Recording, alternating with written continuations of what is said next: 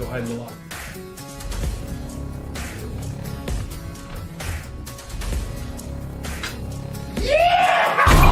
I'm here to collect Mr. Hawthorne's rent! Shut that please! Before I get you broken Christ almighty!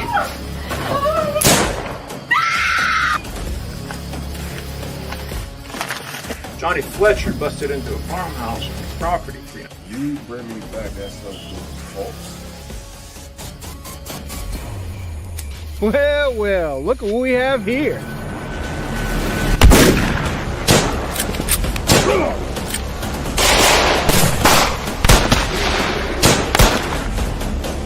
Please don't kill me.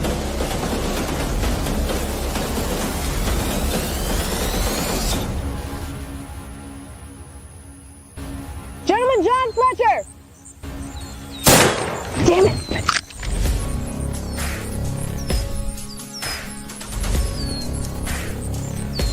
Johnny Fletcher! Don't make me chase you!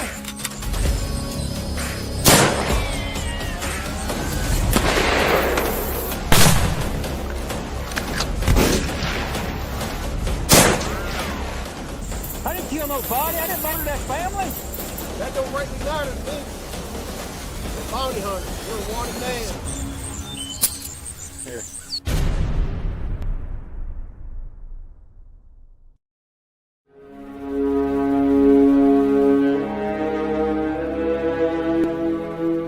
Out of the night that covers me, black is the pit from pole to pole. I thank whatever gods may be for my unconquerable soul. In the fell clutch of circumstance, I have not winced nor cried aloud. Under the bludgeoning of chance, my head is bloody, but unbowed. Beyond this place of wrath and tears looms but the horror of the shade. And yet the menace of the years finds, and shall find me, unafraid. It matters not how straight the gates, how charged the punishments the scroll. I am the master of my fate. I am the captain of my soul.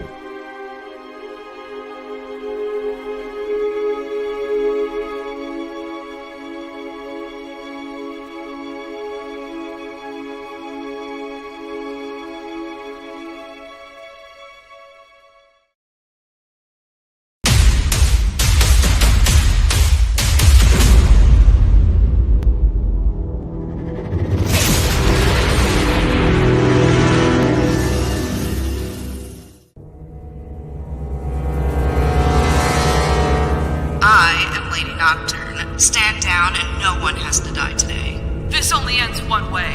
They'll kill you all. Why not take your chances in a prison cell? Alright, I'm coming out. My lord, I have a report.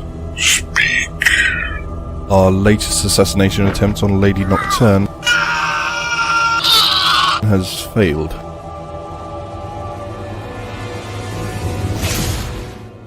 I can see stronger measures are needed. Begin phase 2.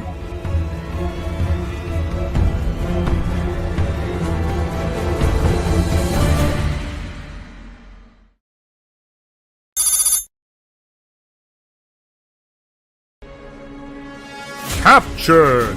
The notorious Lady Nocturne has been brought in through the valiant efforts of the Void Cobras. Get on the damn bird. Prisoner, take 5 steps, then stop and turn to your right. But the pirates of Velix Mortis are far from defeated. My lord, I have a report. Let's cut to the chase, since we both know that this isn't a social call and you didn't come here to waste time. Fine. High Command is gambling that the attempt on your life by your so-called friends has made you willing to cooperate. Am I wasting my time now? What fate will befall the disgraced former pirate? The Minotaur sends his regards, traitor.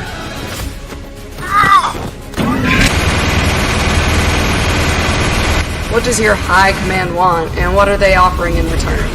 High Command wants many things, but it wants a show of good faith first. Go.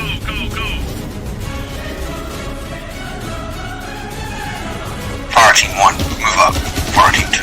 Covering fire. Bravo Team 1, push up. Bravo 2, give us support.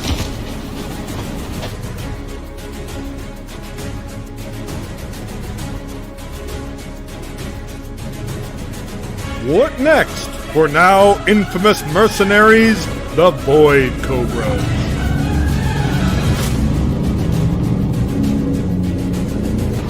I want every last pirate I used to run with dead. I don't want to be watching over my shoulder every hour of every day.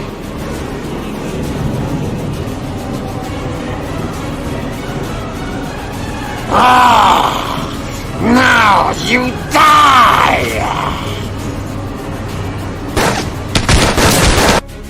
Will the Void Cobras become targets of Lady Nocturne's former pirate comrades? Attention, crash override. This is Freighter Ebony Hawk. My ship just lost all power and thrust. We're going down. Mayday, mayday, mayday. There truly is no honor among thieves. You rabble will turn on each other at the slightest provocation.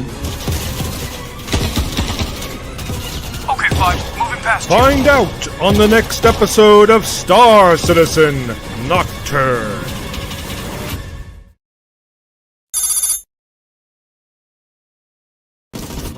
Jameson, you copy? Touch me now, I don't want to live without you. Nothing's gonna change my love for you. Jameson, we require immediate emergency extract. I don't know, man. It looks kind of hot over there. Of interest in my life to AIDS.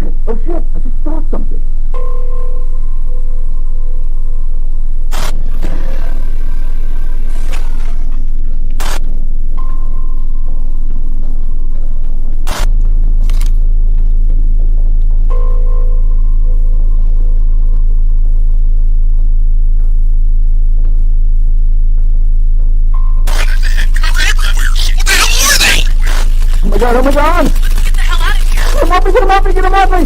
They're getting in my armor! Ah!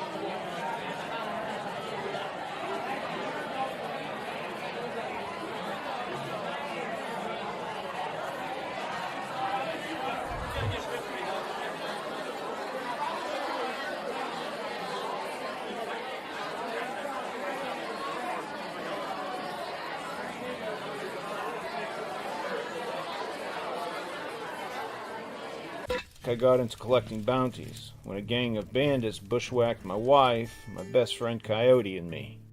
Meet the Jones brothers. To take a look at the situation in which you find yourself. That's Joshua. It's gonna end real bad. What's the Indian word for Next to him is Rufus the Doofus. Heck, I don't know. You're just trying to make me look dumb. All right, I want to Next see to rifles him is on the Lyman. ground. Remember those faces. And 6. You'll see him again. 8 hands praising Jesus. The other ones, well, ain't no use in introducing. They're all dead. Run!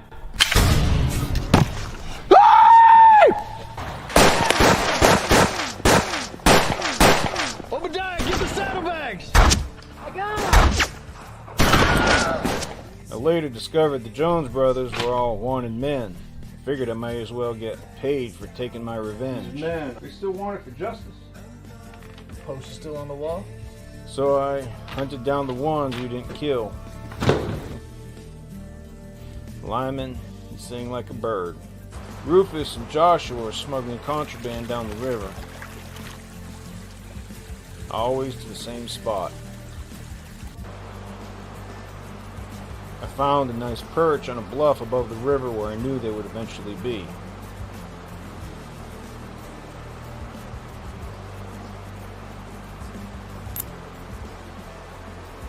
During the war, I was a sharpshooter.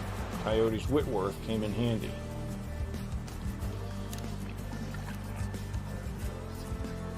For weeks, I tracked them.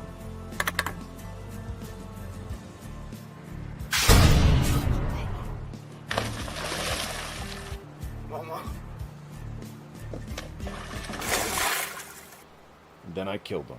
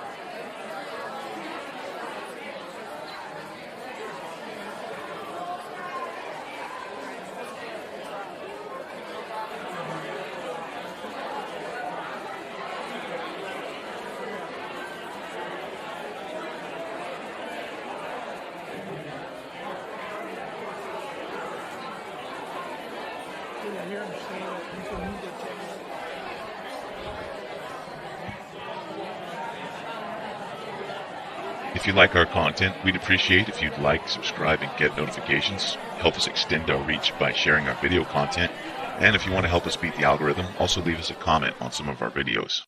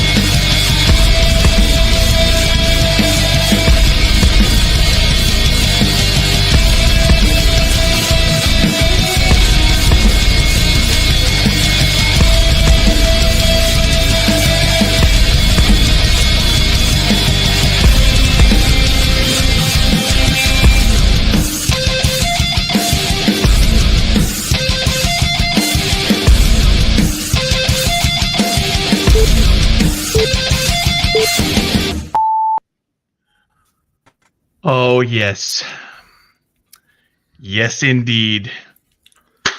It is Taco Tuesday, and we got the Fam of Liberty. We got Admin Tim, Admin Doug, Admin Matt, and our guest, 18-and-a-half-year Army veteran Aiden Swallow, who I am going to let introduce themselves because that is how we roll up in this bitch. All right. Well, thank you so much for having me on your show. So, let's see. So, yeah, I'll just introduce myself. My name is Aiden Swallow. Obviously, I do have 18-and-a-half-years in the Army. Hello. I'm sorry. I don't know who raised their hand. I don't know your guys' names yet. I got cut off for a minute there. Oh. Can everybody hear me? Can anybody see me? All right. Good. Okay. Go ahead. I hope that's not me. Somebody's got like a cricket on crack in the background. I don't know what it is. Cricket on crack. Is it me?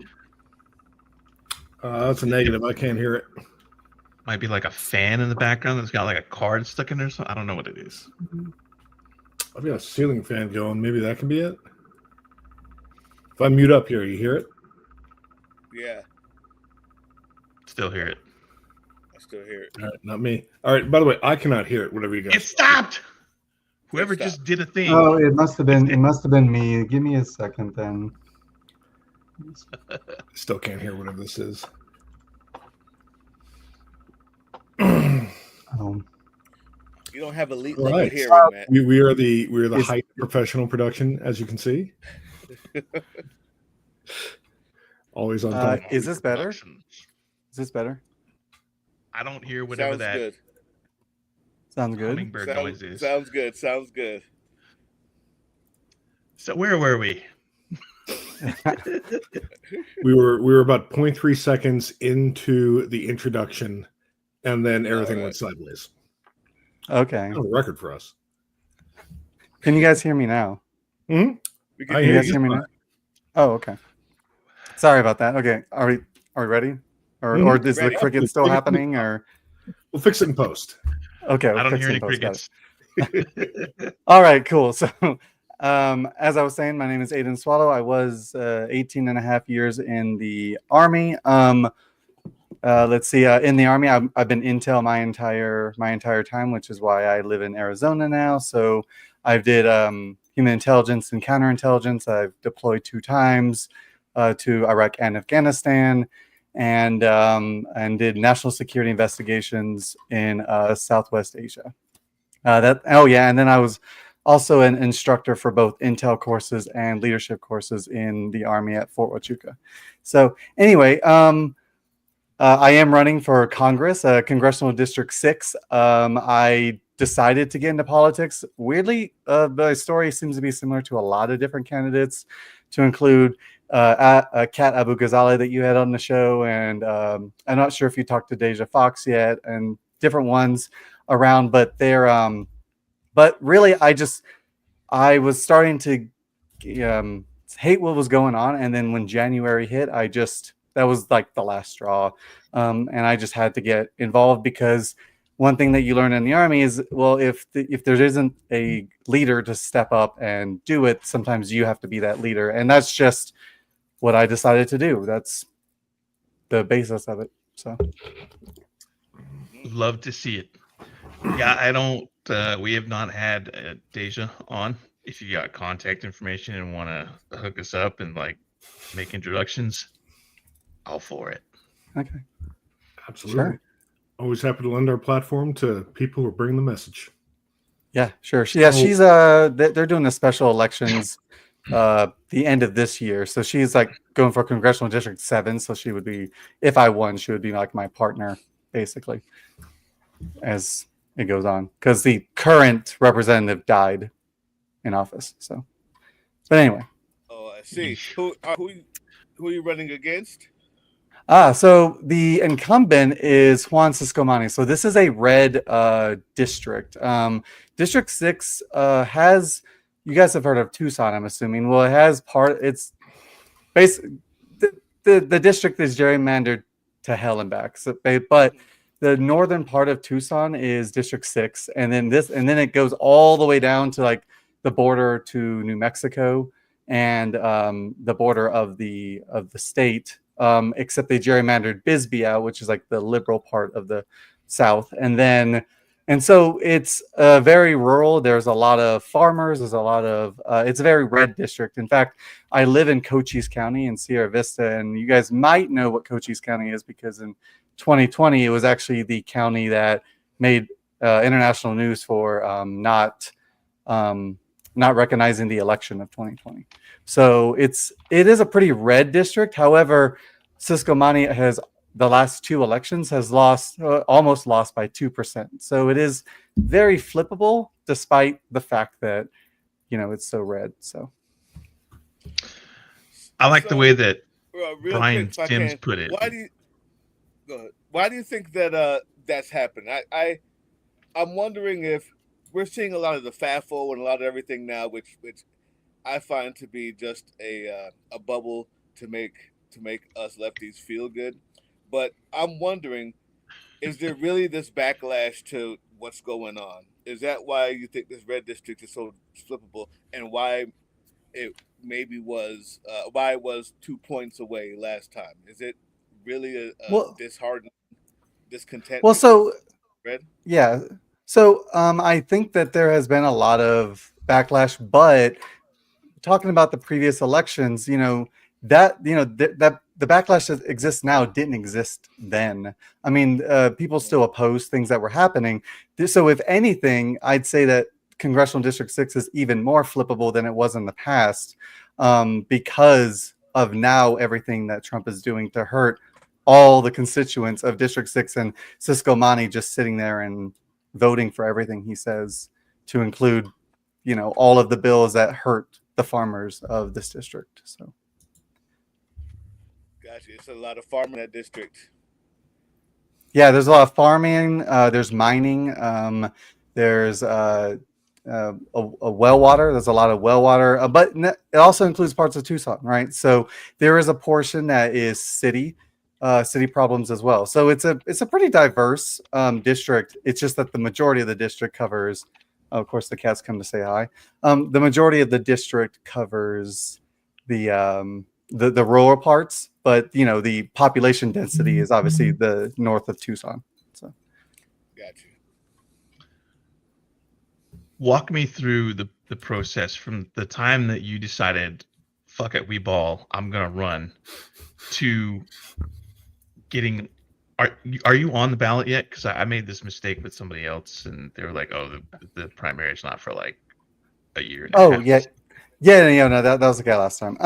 So it's the same kind of story. The primary is not till last year, or I'm sorry, not last year, next year. But that's part of the reason I'm starting now is because, to your question, I wasn't a big sensation on the internet before I decided to run. So, so to that other point is that next year the primaries will be held, and there's about 5 or 6 Democrats that are running. So it'll be a pretty aggressive primary, which is really nice. I want to see that. And then once the primaries are chosen, then obviously the debates with Siscomani will begin after that.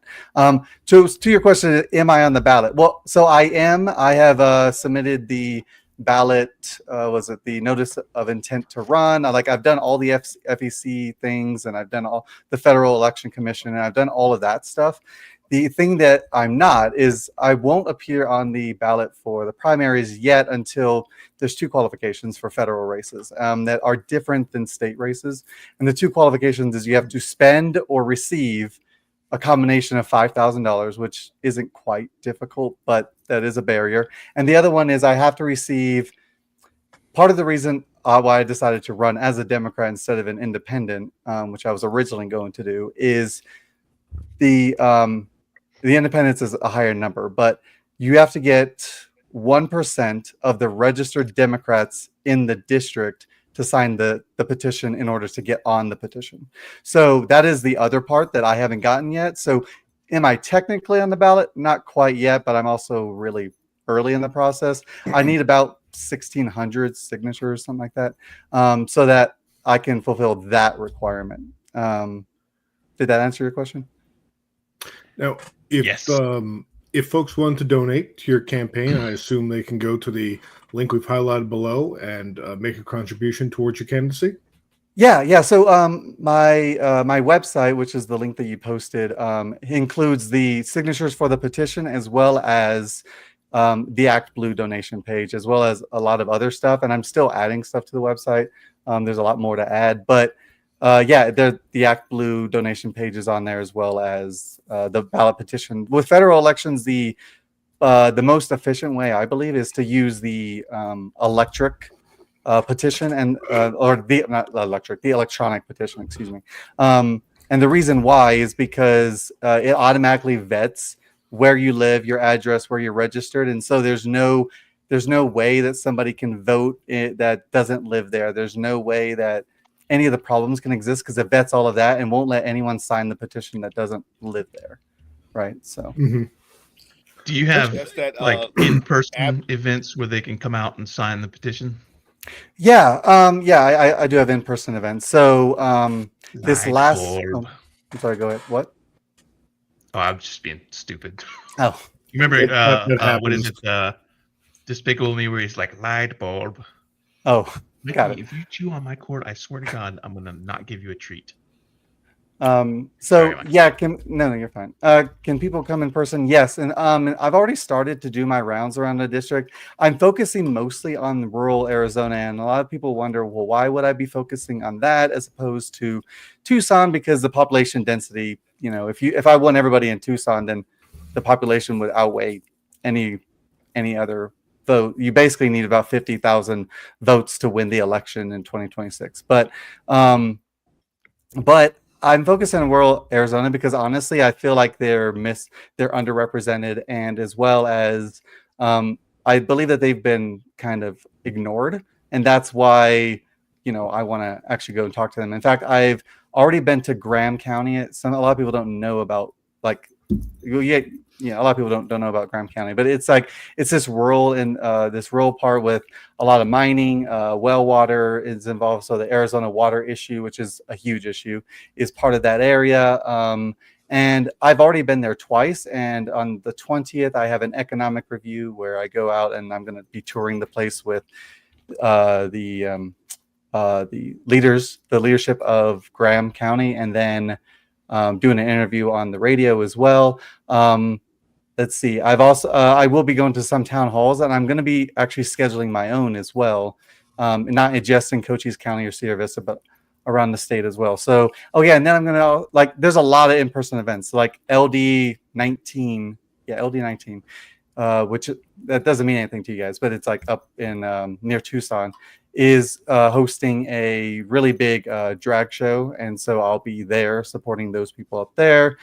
So there's been a lot of events that I'm at. In fact, this last Saturday I was at the Udall dinner, which is a big deal in Pima County. It's like this 13 annual thing where there was a lot of people there who could go. It was mostly for politicians or friends of politicians, but anybody could have gone. But but I was there as well. So I'm definitely willing to go out and have people come see me and answer questions.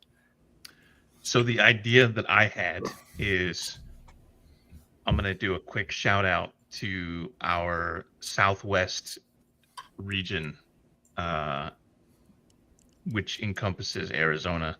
So Southwest, if you're in the counties in Aiden's district, we need you to come out and get her some signatures on that ballot. So if you're in District 6, we got a fire mission for you. Is that the electronic authentication what is that, the apps.azsos.gov? Hey, I'm gonna. Is that the? Let me actually. Yeah, that's it. Yeah, that's the. That's the one. Yeah, it should be. I mean, after you verify who you are, then I don't know if that link directly goes to my page. It probably does because it's on. You probably took it from the website, but yeah. Yeah. Okay. Yeah, but again, it'll only go to me or my district if you live in my district. So it'll go whatever federal candidate is applying to wherever you live. Or I guess this is just for Arizona, but yeah. Right. Okay, cool breeze. So we can also put that up too for those folks in Southwest district. Yeah, and it's way more efficient than hand signing the ballots. When you hand sign the ballot, I mean it feels better, and you can kind of get it right there. But like those are like I won't know exactly if you're gonna be one of the authorized signatures. So for example, if I didn't get and they don't count any of the votes or any of the ballot stuff until like right when the deadline is, and right when the deadline is when they create the ballot for the primary. So I would have no way of knowing if people automatically or if people are actually authenticated and live in the district. The easiest way is to do it through the electronic way because that they already do the authentication beforehand. So like there's times where people might get a signature and then take it in to get it, and then those people are invalid because they don't live there or whatever other reason that they're invalid, and then that takes off their total. And if it goes below that 1%, then or half of 1%, then it's null basically. Okay, let me ask you this. Yeah. Before we get into and you guys can ask all the hard questions. I have no restriction on anything, so go ahead. Thank you, I appreciate that. So first one is not really hard, but I want to get your perspective. You said you wanted to run as an independent first. And then kind of settle for the Democratic Party. Now, I have a whole bunch of reasons why I can see that being the way to go. If you've seen this channel or the other one, you know that I probably feel the same way. But I'd like to know why you say that. What was that about? Yeah, well, so one interesting point about me is I am not an I know I'm a Democrat on the ballot, but I'm not an institutional Democrat. I will never be an institutional Democrat. I am for term limits. The Democrats are as much to blame, well, less to blame, but they still got some blame for what's happening right now as the Republicans do. The institution, this idea that you just stay in office for 20 years, this idea that you're 70 years old, like, and again, I no disrespect to the people that this has happened to, but if you die in office, although it's tragic, that kind of shows a little bit of, well, maybe the people in office might be a little bit too old to be in office, and so it comes to, so like the Democrats are part of the problem too, and the Democrats get donations from billionaires too. Now, granted, they get a whole lot less than the Republican Party, but they still get billionaire support, which is part of the problem too. They also had there's no limit on elections. One of the cool things about Arizona state elections is that well, if you want to, I don't think you have to, but you can qualify for what's called clean elections, which caps the amount of money that you have. And they even give you that money for your race. And so you can't go beyond that money. Really? There needs to be caps on, but that it doesn't work for federal, or they don't have anything for federal, but there needs to be caps on elections that you shouldn't be spending millions of dollars. I'll say this, I'll give you an example. This last election, Christine Engel, who lost by only 2%, which is a vote of like, I don't know, 2,000 people or something like that. It was something ridiculous. She lost by 2% to Cisco Money both years, both 4 years total. But she spent now I don't know how factual this is because I don't want to I wasn't part of her campaign, but she spent roughly about $3 million on her campaign and then still lost. I don't know how much Cisco Money spends. I can guarantee you it's even more than that. So maybe there would be a less of a barrier entry if the parties actually supported, these caps and making it easier for people like me to actually run for office.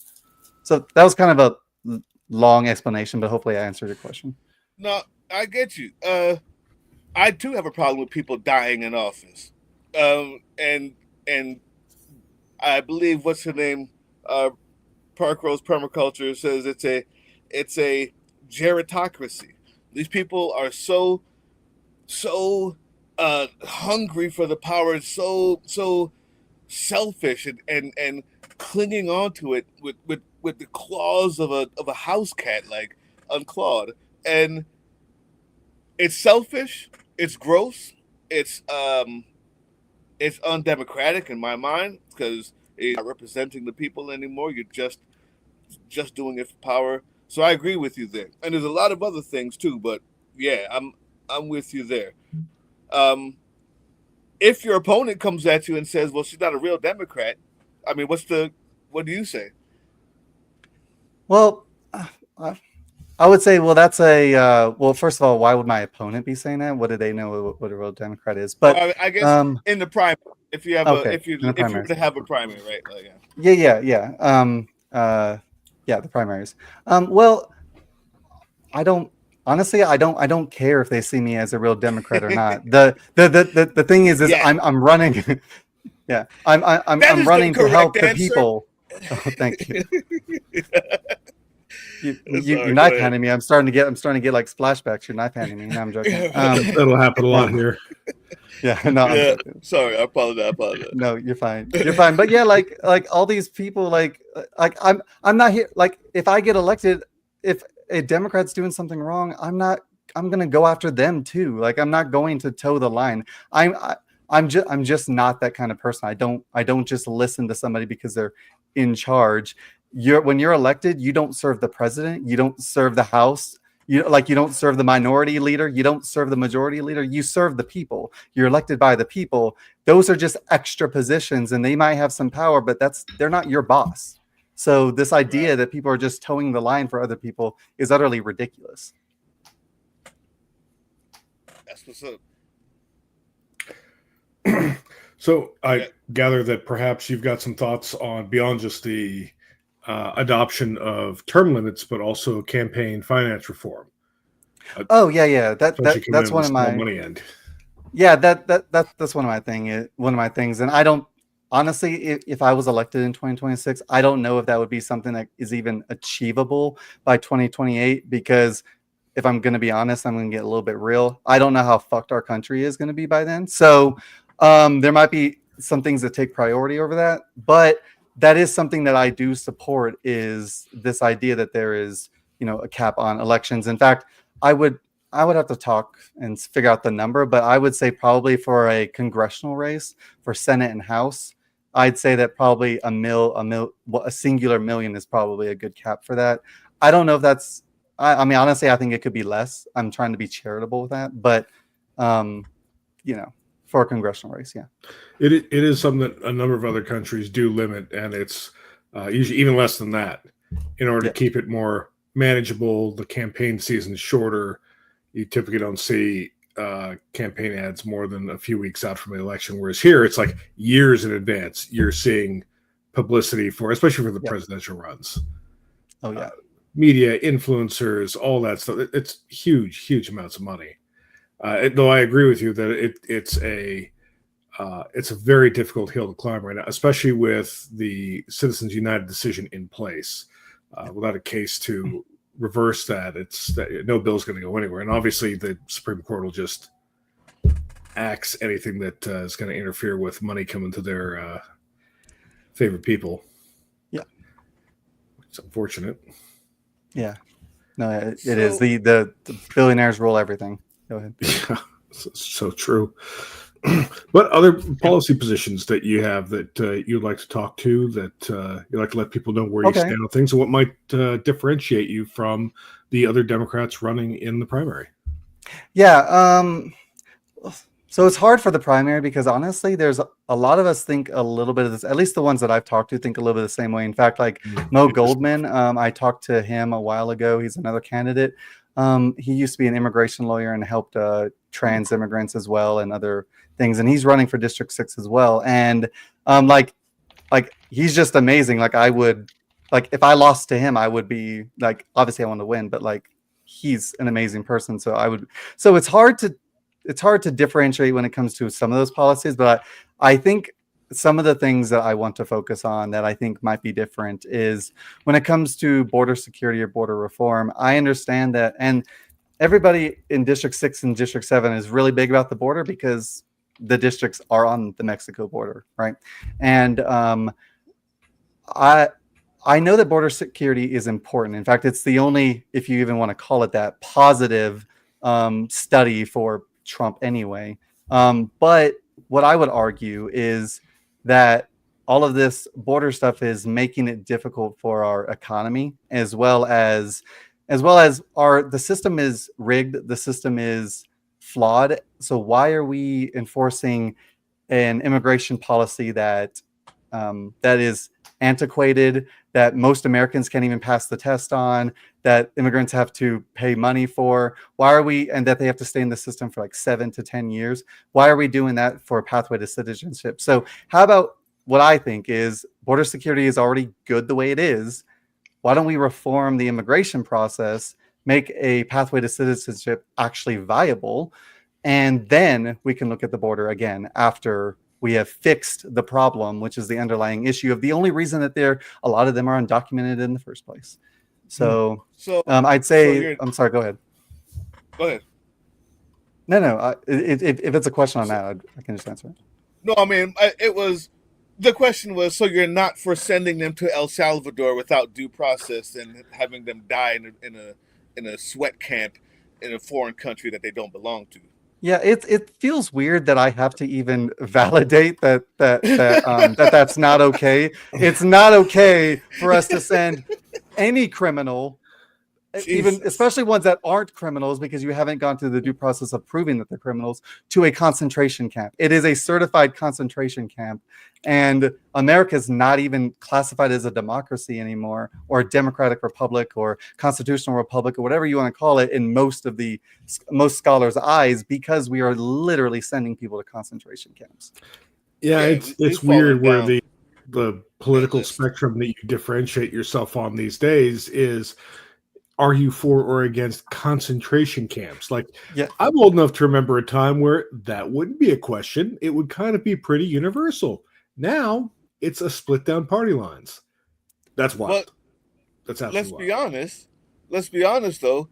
That started when we were okay with sending parents home while they're still here. In the first administration, and continued into Biden's administration, but we've made the right has made so many agreements with evil, with disgusting shit, that it's just they've been having a slow walk into this authoritarian nightmare, and when that was okay, we were both siding it for a little bit on the news, and they were willing to deal with their cognitive dissonance by saying, well, why are you always bringing that up? And so it makes sense that you would send human beings over here. Another thing that's almost there, and this is directly not only to your campaign but who you are as a person, especially in Arizona, the GOP there is literally waging war on transgender existence. Like I'm pulling up articles to try to quote, and I'm seeing if I can find an old one, and they're all from 2025 March. Like right now, they're finding ways to denigrate, to dehumanize, to talk about the sports in the bathrooms. How is it? First of all, very courageous to be out here in Arizona campaigning. How is it that you even believe you can win in this red district? You can go to these farms, and maybe I'm just being biased and I don't know them well enough, but they hate you. Or am I wrong? How do you get them? And that's just being real. Yeah. No, and you're absolutely right. And when I'll answer a little bit more to your question, but I'll address it. When I was thinking about running, I had a choice, right? Because all of my documents say female, and there are cis women who are bigger than me, who can run faster than me, who have a deeper voice than I do, and so like and all my documents say female on them, right? I didn't have to disclose the fact that I'm trans, right? I chose to because I wanted to do exactly what you're talking about. Is I wanted to show that I'm not afraid, and I wanted to represent people to also not be afraid. And so when it comes to to answer to your question, when it comes to going to these different places and talking to them, oftentimes I'll get in with my military service because for some reason they think military service and Republican is synonymous, and it's not. The military is the most socialist organization in the United States, but a lot of times I'll get in for that, right? They'll give me a chance for that reason, and then other times it's just my charisma that kind of win them over. I mean, I have a lot of conservative friends, but at the same point, I'm okay with being in front of people and them hating me or yelling at me. It doesn't particularly bother me. So even if they don't like me, even if they do hate me, even if they wrongfully think I'm some pervert like idiotic Nancy Mace, right? It doesn't change anything, right? It doesn't change what I'm trying to do. I don't care if I'm elected and they hate me, they're still going to be my constituent. I'm going to support them either way. So if they don't want to listen to what I have, then fine, then don't. I'm not going to try and reach the MAGA cultists because when you're in a cult, you kind of have to get yourself out. I'm not going to try and reach them. I'll focus on the people who actually want to see change and are tired of being hurt by the president and his lackeys in office. So, like, those were two very good answers to these last two questions. By the way, those are also possibly ones you get from any debate in moderation too. So having a good answer to go to with that's solid. Want to move slightly on to the topic of the economy and where you stand on.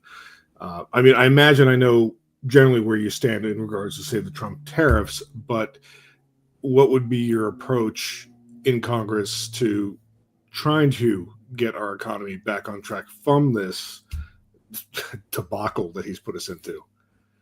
Yeah, it's a hard thing to think about because when we talk about getting our economy on track, most of the time presidents don't. I know we give a lot of credit to presidents for actually affecting the economy. Most of the time, they don't really have anything to do with the economy. It's normally not like they might have certain things that go here and there, but they're normally not the actual consequence for the economy.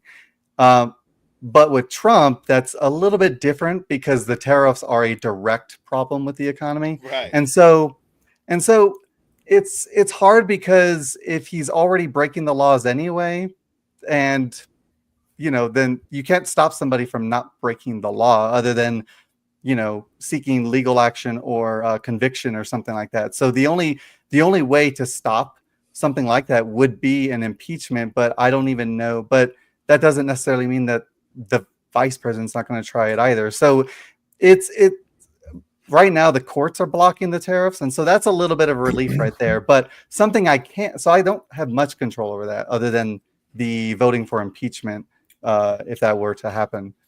But what I do have a effect on directly is I could try to at least ease the burden that the people in my district or at least my state are feeling, which is so if they're feeling economic crisis, well, some of the reasons that they're feeling that economic crisis is since the 1950s, basically, or since Reagan was in office, we've been operating off of this minimum wage that doesn't work, and it's not livable wage, and so it's been getting worse and worse and worse and worse over the years. So they're feeling that, so they're not getting paid enough, right? They don't have the health care to help when they do have problems. They have to sacrifice either going to the hospital or buying groceries or something like that.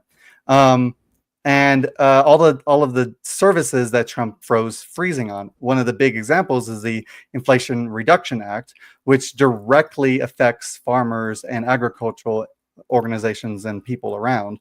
So he's directly making their lives worse. So what can I do to help? Well, I could start by maybe making the wage that you have more. Maybe that might compensate for the idiotic economy that we're going to have by then. Maybe try instituting some bills like the Inflation Reduction Act or something to help the farmers not have to foreclose on their farms or go bankrupt or all those problems. And also to that point, which isn't a direct question to yours, but making healthcare accessible to everyone. That way, that's a cost they don't have to burden as well. The healthcare. So the thing is, your best bet until the orange Russian sock puppet is gone. How you're gonna have you have an uphill battle when it comes to the healthcare thing. Are we talking free for everyone? Are we talking Medicaid for all, or are we talking a different hospital system? We're talking maybe injecting money into social programs to help people pay. What's the best way for you to go about that in a state as rigid as yours? Yeah. So So what I would do is I would look at to get people on the side, because the conservatives that think socialized healthcare is a bad thing are the ones that think it'll cost them more or it'll be less effective. So I'd point to one good example. Now, granted, it's a smaller sample size, but I mentioned before that the military is like the most socialist organization. But I say that because the military has socialized healthcare. Everyone in the military has healthcare. I don't know. I always forgot, but I think they take something out for healthcare in my salary, but it's very little. And I can go to the hospital for whatever I want. And it's not always the best, but some of the best care I've gotten has been through the military healthcare system. So just the fact that it's socialized doesn't make it worse. That's ridiculous that people even kind of go with that. In some areas it might be worse, but it's also cheaper. So like that's the other thing. So everybody wants to talk about, oh, I'm fiscally conservative. No, you're not. But so when we enact this socialized healthcare, it's cheaper for America to have that instead of having a bunch of privatized healthcare. And how do I accomplish that? Well, again, I think that, like you said, the Taco $2 is good, will have to be gone by then. But I'm using that. Well, good. I stole it from somebody else on YouTube.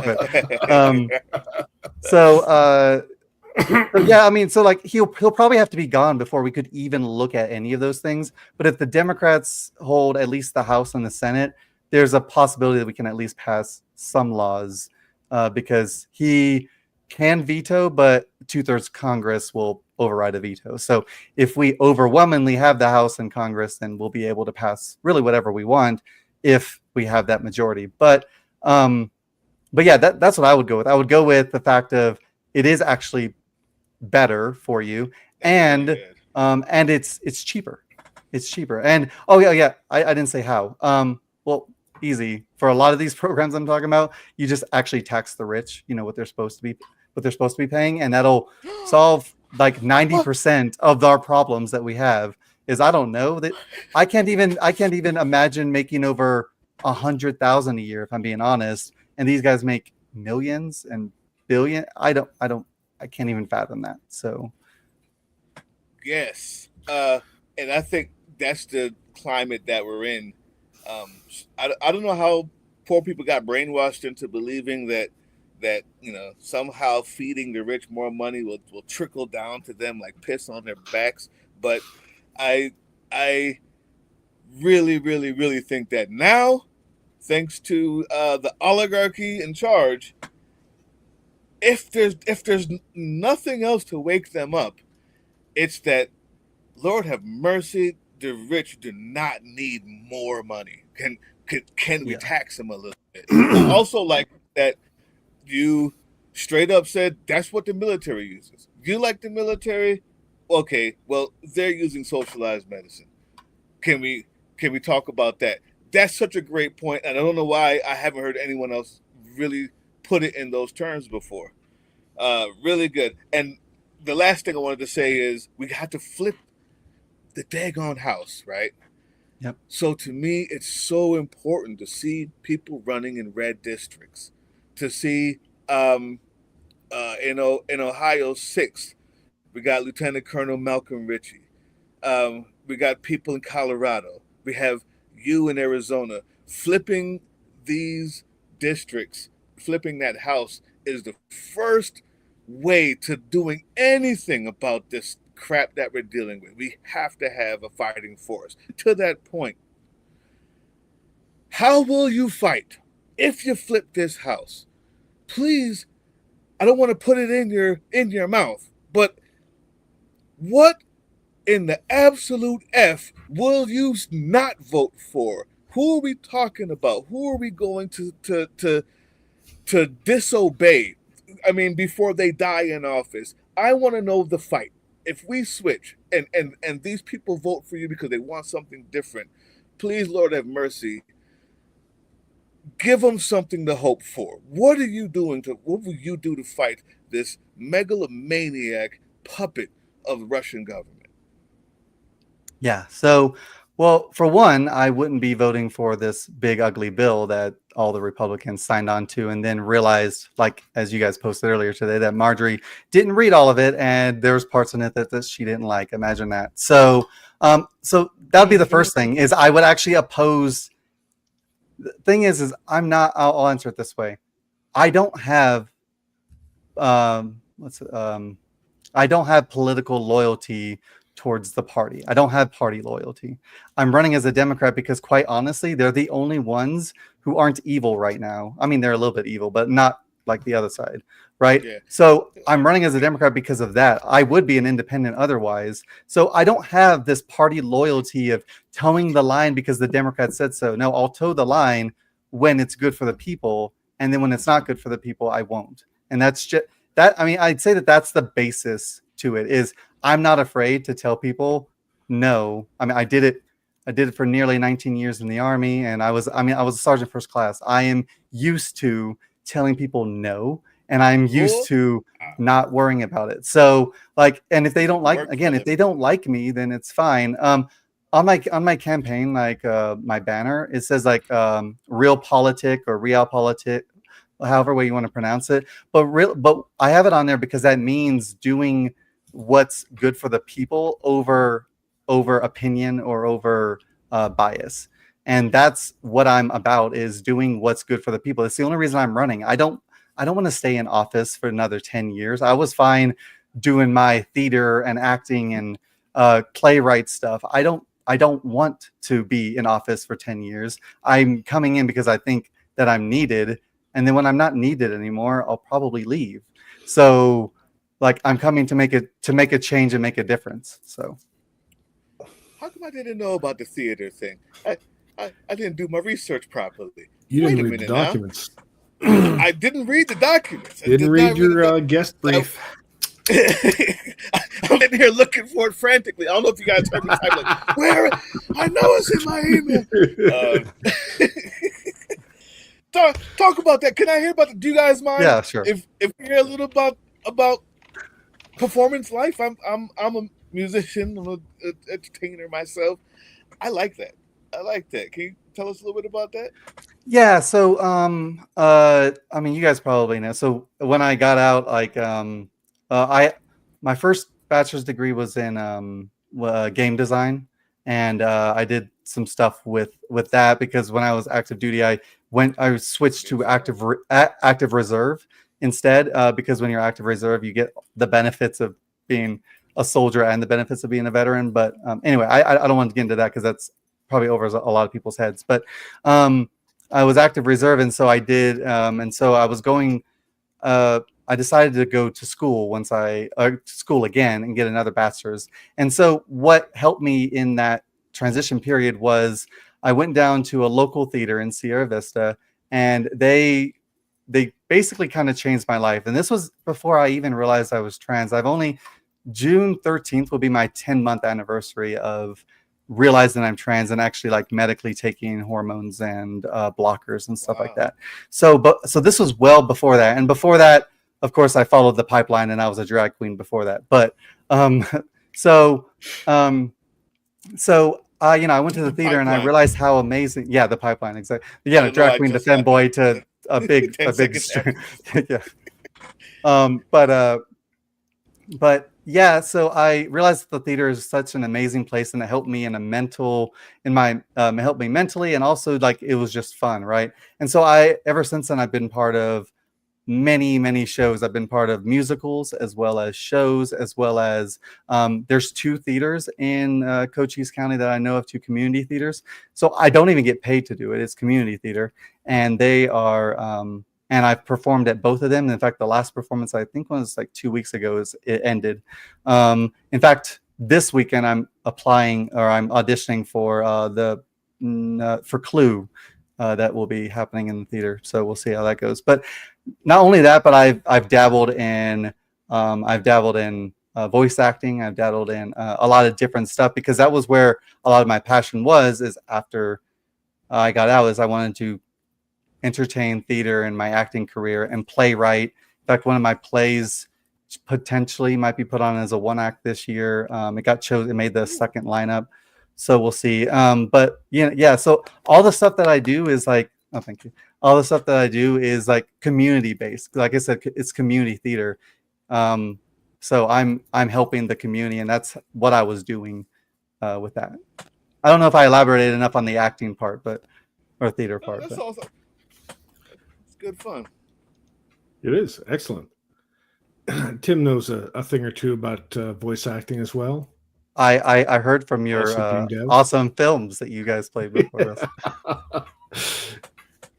He may have dabbled a little bit.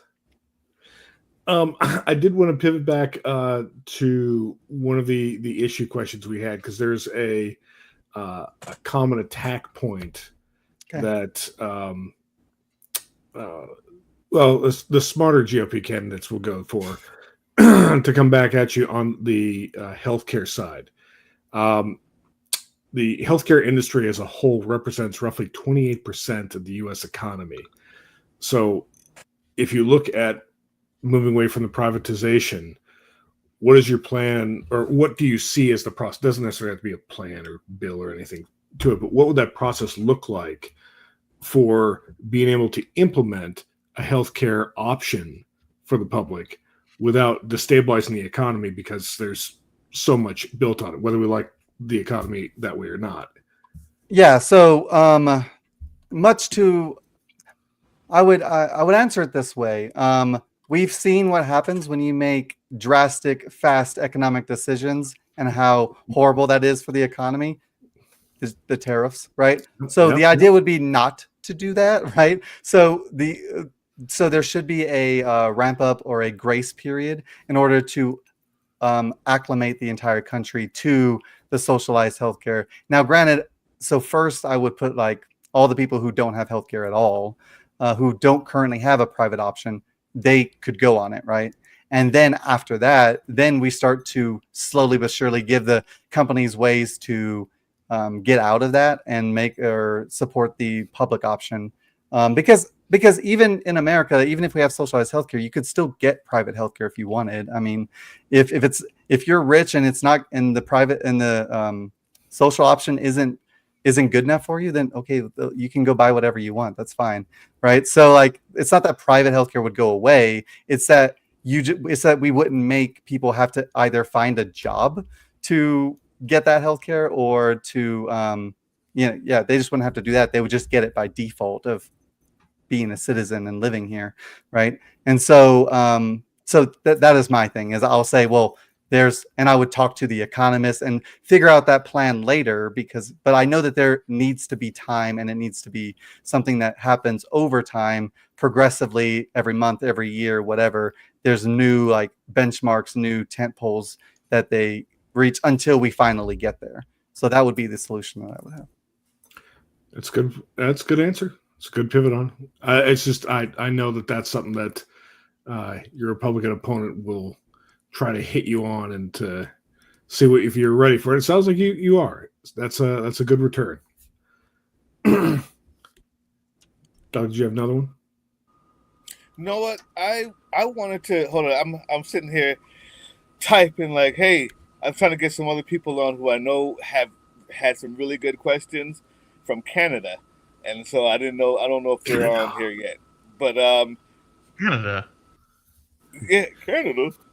Yeah, as long as they don't hate me. I didn't vote for Trump, so don't hate me.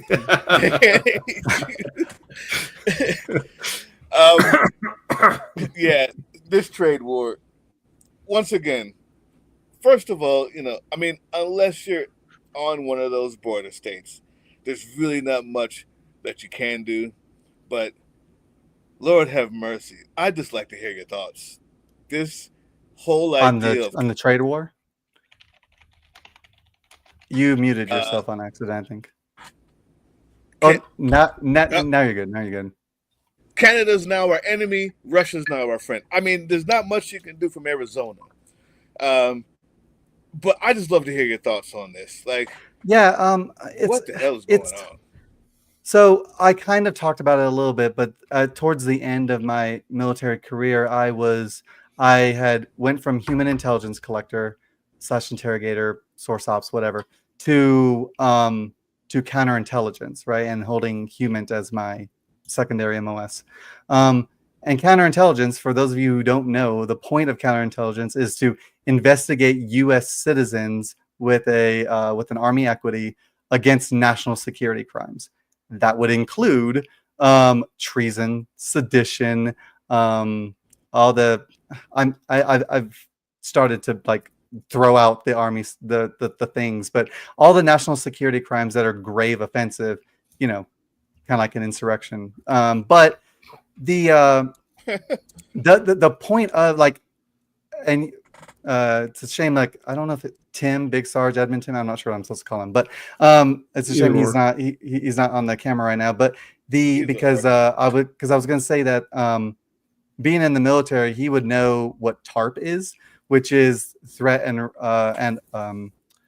reporting program. Oh, threat and awareness reporting program. Excuse me, I almost forgot the acronym. But that's something that that's true. Yeah. But that's something that counterintelligence thrives on, is informing soldiers or people with army equities the dangers of our adversaries, and our adversaries are China, Russia, Pakistan, those different places. Those are our adversaries. North Korea, all the people Trump is friends with, basically. Those are our adversaries, and so this idea, this framework of somehow going from the Red Scare to now, oh, Democrats are communists now. So it's like we're still using the word, but now you're doing it to Democrats and smoozing up to the actual communists, the people who claim their political ideology as communists. Now you're literally on their side, but we're the communists, right? So like all of this framework of this Hippocratic idiocy, honestly, is it? I don't know. It just not.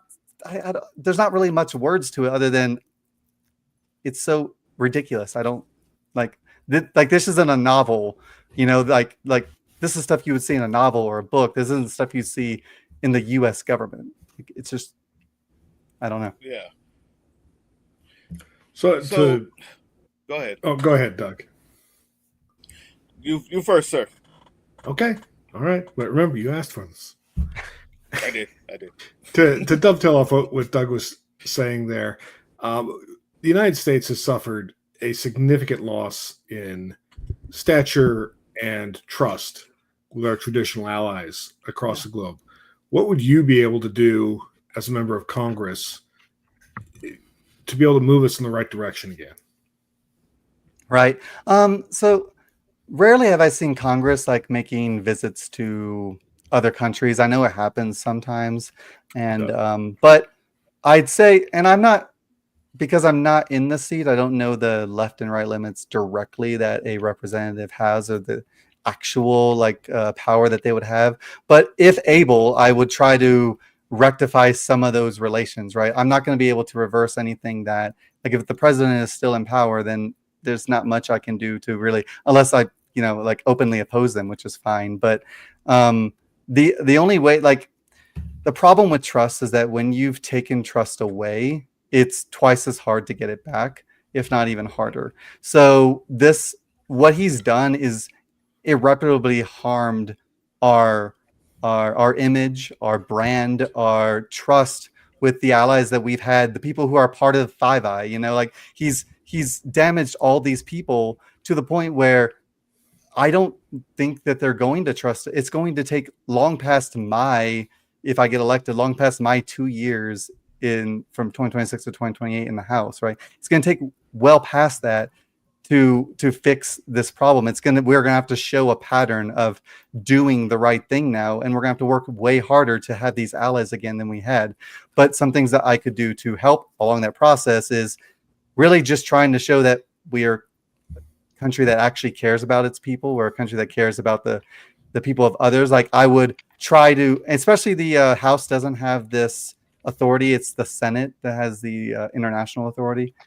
But I would try to push for the Senate to, reestablish some of these relationships, or if I could support a senator who's going to these different things, Ruben Gallego or Mark Kelly, like, I would support them directly if they had initiatives to go help these countries or to build relationships with them, restoring all the things that we basically took from them, because they're not just going to be like, oh, Trump's not there and you guys seem like now we're going to trust you again. Like, it's not going to come back the way it was. It's just not. Right. It's gone right now for at least the foreseeable future. Speaking on that as well, sorry, Doug. Some people who have been frequent viewers may be aware, Tip of the Spear Landmine Removal, who operates out of Ukraine, is a good friend of the show, and they've been on once or twice? No, once, to showcase what they do in their work there in Ukraine, and removal of landmines, the EOD work in civilian areas, training Ukrainian personnel. And the one things that you will presume, and now it depends on which committee you get on for actual control of things, but one of the key pieces in the House is the we're doing this show live. The purse string of the government run through the House. Do you need a teleprompter? Yeah, I need to be back on the teleprompter. Looking over here, reading off both. I kind of missed. You said like the purse? Is that what you said? Yeah, the purse strings of the government are controlled by the House. Yep. All appropriations have to start with the House. So one of the key changes between the Biden administration, the Trump regime, has been the ramp down of support for Ukraine, who is still fighting a very creative defensive struggle against a massive aggressor who is just fully committed to the meat grinder approach of trying to win this war. Where do you see yourself positioned as far as being able to push on that front, for whether it be funding, whether it be policy, whether it be whatever the case may be? What is your position form on that?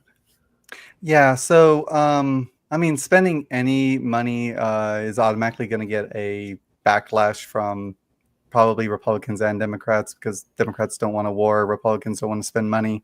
Even that includes supporting Ukraine. But I think one thing that we got to realize, when it comes with the Ukrainian conflict, is, and I have to be careful because I know some legacy classified stuff, so let me make sure I not do that. But Russia has had their eyes on Ukraine for a very long time. It was like they have wanted to take back the Crimea forever, and they want Ukraine to be part of Russia again because it was part of the USSR. And so they've like, it's normal for them to go into like a country and hold a exercise and then like don't leave, right? So I would say that because of that, Ukraine is one of the last places over there. And the reason that Russia wants it so bad is because it borders I believe the Black Sea is what's over there. And it's an avenue for them for movement, for them to be able to do all the other things that they want to do. So I can't fathom the idea of ever supporting Russia or Vladimir Putin. I mean, he's a KGB agent. Like, I know spies. That was kind of my job. And he was a spy, for the KGB. He's an intelligence adversary, right?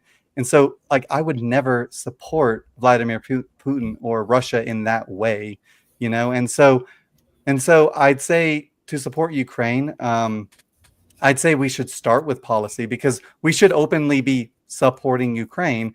One thing that we could do is, I don't know, I forget the vote that they had. This was like, it's been so weird. It's only been like 130 days, but it feels like 2 years. I don't really. She's prematurely aging me. Right? Yeah. I got grays and everything. What's it called? The vote. I forget the vote there was, but for the first time, like, America was on the side of Russia and like North Korea. I think it was something with the UN. I don't remember. It was a UN vote on the. There was a UN vote to censure Russia for the atrocities they committed in Ukraine. That's right. And the US sided with North Korea and Russia to oppose it. Yeah, so I mean, I'd say I'd start there, is like publicly supporting Ukraine, publicly denouncing them as, not denouncing Ukraine, denouncing Russia as an invading force and trying to take over a sovereign country that they were not allowed to take over. I would also Trump support. continues to argue is not the case. Exactly. I would also support like Ukraine joining the UN. I would also support us staying in the UN. But so I would start there, and I don't want to send any troops to Ukraine. In fact, I don't think that we need to. Ukraine has proven that despite their lack of funding, despite their lack of training, they are either really amazing or Russia is very inept, or maybe both. I'm not sure. But so I don't want to dedicate troops to the conflict. Now, granted, there's people over there in Poland and stuff who are already like kind of supported anyway, but I wouldn't put like actual soldiers on the line for conflict unless we had to, right? But I think supporting them with material support should be something that we talk about and should be something that we consider, because it's kind of like what we did in World War II when Hitler was raging war there. We didn't get involved until the Japanese bombed us directly, right? Mm-hmm. But we were involved material support to England and France and the different countries and stuff, and we offered like intelligence support and stuff. So I would say that same approach and then look at other options later as it goes down. I'm sorry, Doug. I've talked over you like 3 times now.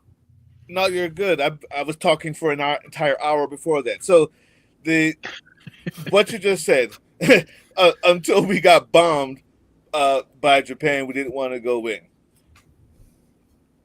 Now, I mean, Roosevelt would have wanted us to find a way. Just there was no really casus belli for it. Right, but I'm not for it either. But I do want to say, at what point are we going to recognize that we're under attack digitally, uh, federally, with Russia. I mean, from Russia right now in every possible way you can do except dropping a bomb. But you have bomb threats in Georgia, in North Carolina, on election day. You've been flooding the all of our social media with bots bought by the government. And yeah, everybody's spying all the time. Sure, we all know it's the poker game and everybody just trying to get the best hand. But when are we going to acknowledge that we're under threat, attack? If not with guns, in some other way from Russia, period. Yeah, no, the fact that we haven't, like the fact that the Congress people, congressmen and women, both House and Senate who are already there, the fact that a lot of them haven't acknowledged it is mind-boggling because there's a reason that we call Russia an adversary. There's a reason that the army looks at Russia as an adversary and it tells you and like briefs its people, something I did, brief their people on the danger that Russia proposes as well as China to you and the collection of your data, right? And so like this has already been a thing. And before this, the federal government used to acknowledge it, right?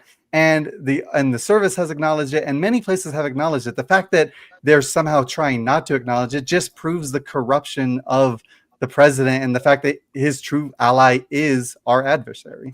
So like to your question, I don't know why we're not, because we already were, and then it stopped somewhere in between. And I don't know why. Well, I do know why, but I don't have factual proof for that. Yeah. Trump did have our cybersecurity command stand down and cease all intelligence gathering operations against Russia. Just the most overt telegraph thing, like, hey, we're not going to do any more ELINT on these guys at all for no apparent reason whatsoever. We're just going to stop trying. We're not going to guard these doors. Just gonna go away from the walls here, guys. We don't need to watch that gate.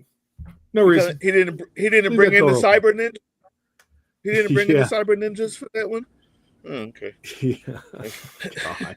I can tell you as an IT professional that our systems are under attack every day. And I can't get into detail, obviously, but like at Fort Huachuca, there's it's the center of the Army Communications Command. It's also obviously where Intel operates more normally, and it's also where Cyber Command's not out of there, but they have a cyber element. And I can tell you, like, this has been an ongoing problem and fight. And any leadership courses, I taught 2 courses while I was an instructor at Fort Huachuca, and those were the Intel courses, which for human and CI, and leadership courses, and every leadership course for E7s and E6s as well. But every leadership course that I taught, like, we explained the adversary, like Russia's attempt to collect data, Russia to attack us. So again, and we would tell them all the things that they're doing, as much as we could anyway. And so they've been doing it forever, and people have been recognizing it forever. We have cyber attacks all the time. In fact, I'll give you this is kind of an old story, but I'll give you a little bit of a story. Russia has been known for cyber stuff for a long time. The first time that Russia, and I might get my history slightly wrong because I'm doing this off of memory, but when Russia went into Ukraine the first time, they did, was it Ukraine? I don't remember. Anyway, Russia used a cyber attack in order to get in there. What they did is they shut down the entire network, and then when they got in, when the network was back up, they were already in the country, right? So they took it over by just dominating it physically, right? Without expending the troops to do that. Right. So invasion in 2012. You're absolutely right. Okay, yeah. I didn't remember all the details, but I knew it was around 2012, 2014 timeframe. But yeah, so they've had this technology to be able to fight this way, and we're behind. on it, and we're kind of inadequate, if I'm being honest, in that fight, and we need to be better at it, and we need to definitely not loosen restrictions on them, but heighten those. Yeah, good thing we just cut all of our funding for cybersecurity research, right? Yep. Got a question for you. When did you leave Huachuca? I still live in Arizona, so like leave Huachuca. I'm like 5 minutes away from Huachuca, so but like I stopped instructing at Huachuca like last year or the year before, something like that. I'm newly kind of not in the Army, so. Is the ozone still there? The ozone, yes. I think so. Is it still 18 and up? That's over in like IET land, right? Like, is that what you're talking about? I'm not 100% sure where it was. Okay. Yeah. It's been like 30 years for me. So I think it's still there, but I don't go to that area. I avoid those 18-year-old babies as much as I can. So I don't know. So for those that don't know, at least when I was there, Fort Huachuca, because it's so close to the border, like literally on the border, the drinking age on post was 18, because that way, as long as you were on post, you could go to a club and an on post club and get liquor, or you could go to like the class 6 and get it. Couldn't do it off post. So, and that was done to deter people from going across the border and getting beat up, robbed, abducted, thrown in jail, whatever, at the town that was on the other side of the border. And the on post club was called the Ozone, and it had a different nickname that rhymes with ozone but starts with a H. So you take a guess. Oh, okay, I got you. Yeah, I don't think it was.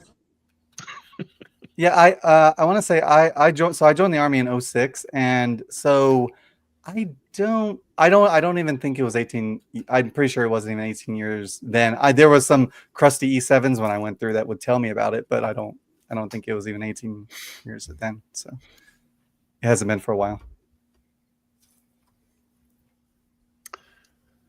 I think that was also the first post that I saw that had role-playing supplies on post. Like there was a little shop there, and it was exclusively like you could go in and get D&D books and dice and minis and stuff like that. It's fucking there's still shows there that do that. I've done a lot of things.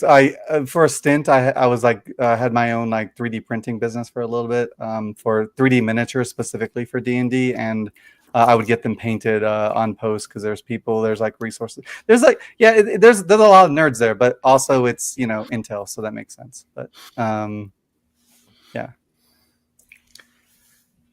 Just seeing the t-shirts. Hold on, I'm coming right back. Fort Huachuca. There's a lot of nerds there. There are a lot of nerds there. Honestly, I mean, it's a joint post for military intelligence. One of. Yeah. You got DLI, Fort Huachuca, Goodfellow Air Force Base, and Goodfellow. Yeah. It's like a couple of bases. There's also the CI one in New England. I don't fucking remember what it's called. There's that one up there too. With the Special Agent Academy is up there with the FBI, but I'm pretty sure, honestly, with the more interviews I do, which I've done 3 now, you're my 3rd one. The more interviews I do, plus just being in the light more, there's going to be lots of sound bites and quotes that people will steal from me, and whatever, that's fine. It's okay. Hey, I'll be entertaining if nothing else. Key to good at any political runs to have those great T-shirt ideas. You know what? I'm sorry that I just yelled that out because that will be used. Now it's going to be used as a meme, and everybody's going to say, Aiden's father said we don't let you help. I'm just playing. So, I have a very serious question. And I don't, to be honest with you, this is the type of question that I really, really, really, really wish you had a really good answer to, but I'm skeptical because I don't know what you can do. Number one, Okay. I don't know if we're going to have election in 2026. So good luck with that. Number two, I want to know if you do, we have to shore up these elections. Black folks, women, trans people next, gay people next. We are on the cusp of only people voting are white Christian, right? Yeah. Evangelical, rich assholes, and that's it. And that's it. The bill that just went out of the House not only has, because it's so big and beautiful, somehow it even has elections in there. Yeah. And I think it says something like they can withhold, they can just stop elections for any reason. The president can, and I mean, maybe I'm hyperbolic. My God, what can we do? What can we do? And I just hope that you have a better answer than I do. For shoring up first for voting groups, gerrymandering, fine, for sure in Arizona, and then the bigger picture. Yeah, so I mean, your question has a lot of we're gonna have to take some assumptions in certain things, and like there's a couple of different ways that we can approach it. But you're absolutely right. There's nothing guaranteed that we're even gonna have elections in 2026. There's nothing that guarantees that I won't be living in El Salvador in 3 months, right? So there's nothing that guarantees any of that. Yeah, right. So there's nothing that guarantees any of that. The only thing that we can do right now to stop that is the Senate has to not pass it, right? The bill passed in the House by 1 vote, right? And we lost 3 Democrats, so we would have won that. But anyway, depends on how. Can we have a moment of silence for the dead Democrats? Yeah, because they were so sure freaking old. Jesus Christ! I'm sorry. I apologize. Please continue. No, you're fine. Like, I don't know some of those, but like Grahava was one of the ones in CD7, and he was an amazing guy. But like, I mean, and it sucks that they died. Like, they were good people, but at the same point, like, we have to have people in office that can stay there for a while. Anyway, or that can like finish their term. But anyway, so the first thing is that the only way we can move forward is if the Senate denounces the bill, right? Because if the Senate passes the bill, you're absolutely right. Trump will do all those things. It's been, I mean, I know that he denounced it during the election, and somehow that makes it like factual, but he denounced Project 2025, but that's been their thing the whole time. They want to give full executive power to Trump, and they want him to be able to stay in office as long as, well, at least as long as until he dies. They want him to stay in power, and so that is one of the options. You remember when I forget his name? It's not Stephen Miller. Can't remember his name, but he's like he used to be in charge of Project 2025, or I forgot his name. Anyway, yeah, he had to step down because he got he said too much. They realized. Yeah, okay, I remember, but I forgot his name. Yeah, there we go. Steve Bannon. Steve Bannon said that there are multiple ways that they're looking at for Trump to be able to do another term. This is one of those ways, is because if you have, which is still not legal because you would need a constitutional amendment, but whatever. Anyway, but if it passes in the bill, then like the only thing we can do at that point is, publicly and aggressively still oppose it, but they could, in theory, do what they want. They could stop the elections. So what we need to do is hopefully get the Senate to block the bill, right? And so that'll take the effort of everybody calling their senators, not resting until they don't sign the bill, right? So it can't pass the Senate. And then when it comes back to the House, either delay it long enough to at least the special elections in Arizona have happened. And it's not just Arizona, it's some other places too. Yeah. And then that way, hopefully, we'll get a Democrat to at least come in that seat in Arizona CD7. And then we'll have the votes to maybe potentially stop the bill from getting approved until, so that's the only way right now we can do anything from stop it happening. But let's just say, for whatever reason, it doesn't happen, and or the election problem isn't a thing, and we're going to have elections in 2026. If that's the case, if we end up succeeding and we go forward, the way that we continue to shore up people, like to your point, to shore up people and get support is, honestly, in my opinion, I want the parties to stop looking at these voters like just another number or another demographic. Like just because somebody's skin has more melanin in it, or because they went to college, or because they're part of the LGBTQ community, or because they're a woman, or because this does not mean that you have their vote. Stop looking at people like numbers, and instead just try to help the people. And if you just help the people, then you'll get the support. I don't like quoting like religious stuff, but like, if you build it, they will come, right? So it's like this idea of, if you just do it, like if you do what is authentically you and you want to help people, then they're gonna come. Like, that's just stop trying to play these strategic games to get votes. Just support the people and you'll get the vote. That's just how that's gonna work.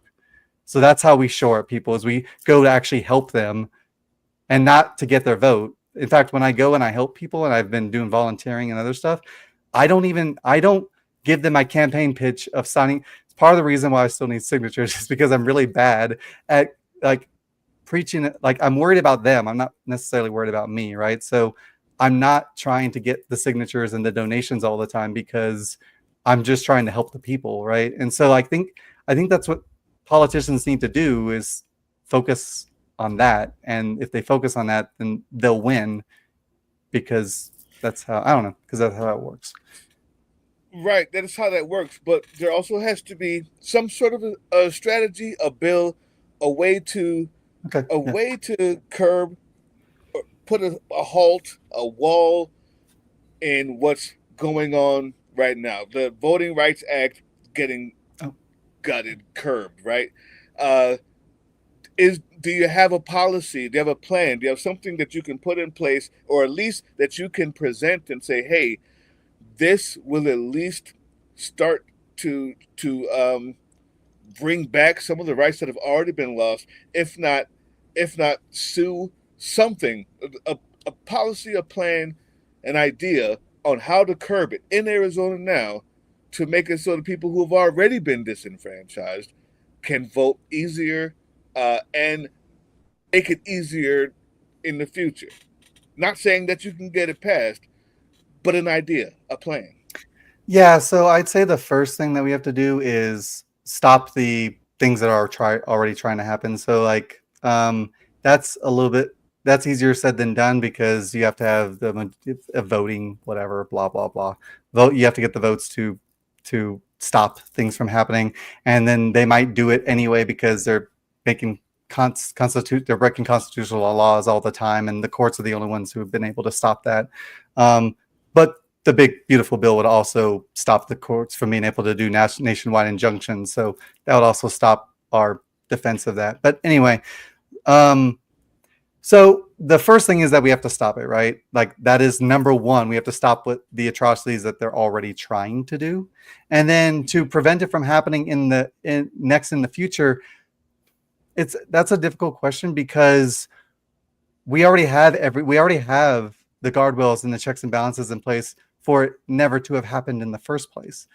Everything that he's doing is breaking the Constitution. True. So there was already bills and laws in place to stop that from happening in the first place. So I don't know what we could do to make. I mean, we could propose another bill to make add more restrictions on certain things, but Congress would never be able to suppress the executive power. Now, granted, he's overstepping the executive power, but Congress would never be able to suppress the executive power without the support of a a constitution amendment.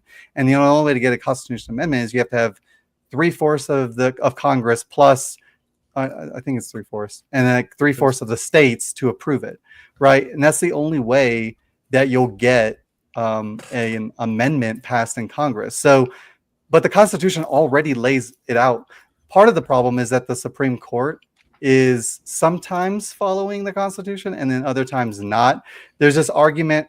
Jasmine Crockett makes this, well, she's amazing anyway, but she makes this argument on due process, and these Republicans on the Oversight Committee, I think it's the Oversight Committee, were trying to claim that the Supreme Court has ruled that the due process doesn't work the way that the Constitution says, that like there's another stipulation that they have that they can like regulate who gets due process and who doesn't, and it's just factually wrong.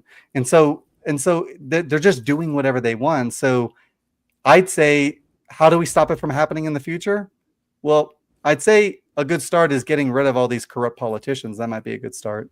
Maybe actually the Supreme Court. I don't know. I don't know if that's a congressional thing or like if that's a constitution thing, or if we could just make another bill to expand the Supreme Court. We potentially could. So I could certainly look into that. Yeah, there's no number in the Constitution. It's just a vote from Congress. Yeah. Oh, then would you? I mean, yeah. Adding more people to the Supreme Court could be fine. I mean, that could also end up hurting us later. But I mean, more than 9. I mean, I know right now it's stacked in Trump's favor, but I don't know if we need more than 9. But I mean, that would be something I would be willing to look at. Like, if there's a reason that we should have more than 9 judges, I don't see why not. I mean, that's if all it takes is a vote, then sure. Yeah, I mean, that started out as what. I'm sure Matt would know. What was it like 5, and then it went to 7, and then again to 9 over the past 200 years. It was either 4 or 5 to start, and then it was immediately expanded to 5, and then it went to don't tell me.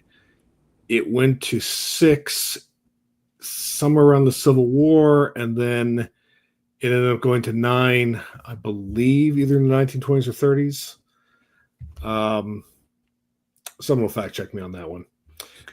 It's been a long time since the court's been expanded, and not just the Supreme Court. The way our districts work is a bit wonky because it also hasn't been expanded to keep up with changing populations across the country.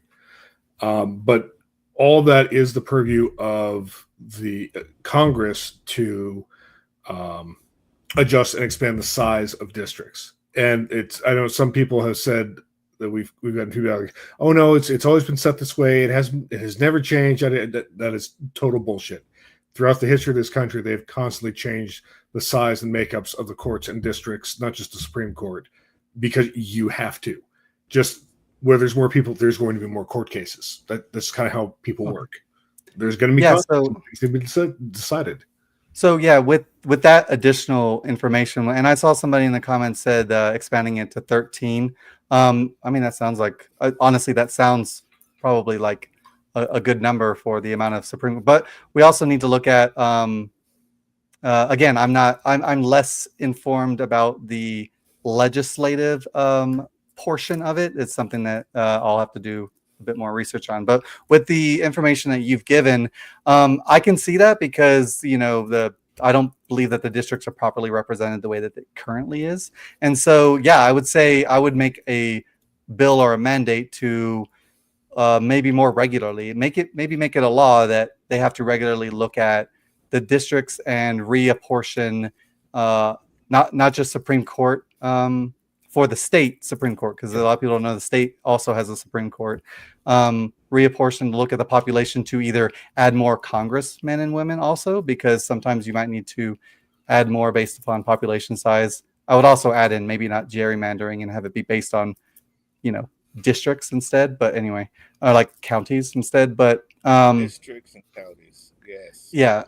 But also look at that and say, okay, do we need to add more federal judges? Do we need to add more state judges? And then at least that way we have more.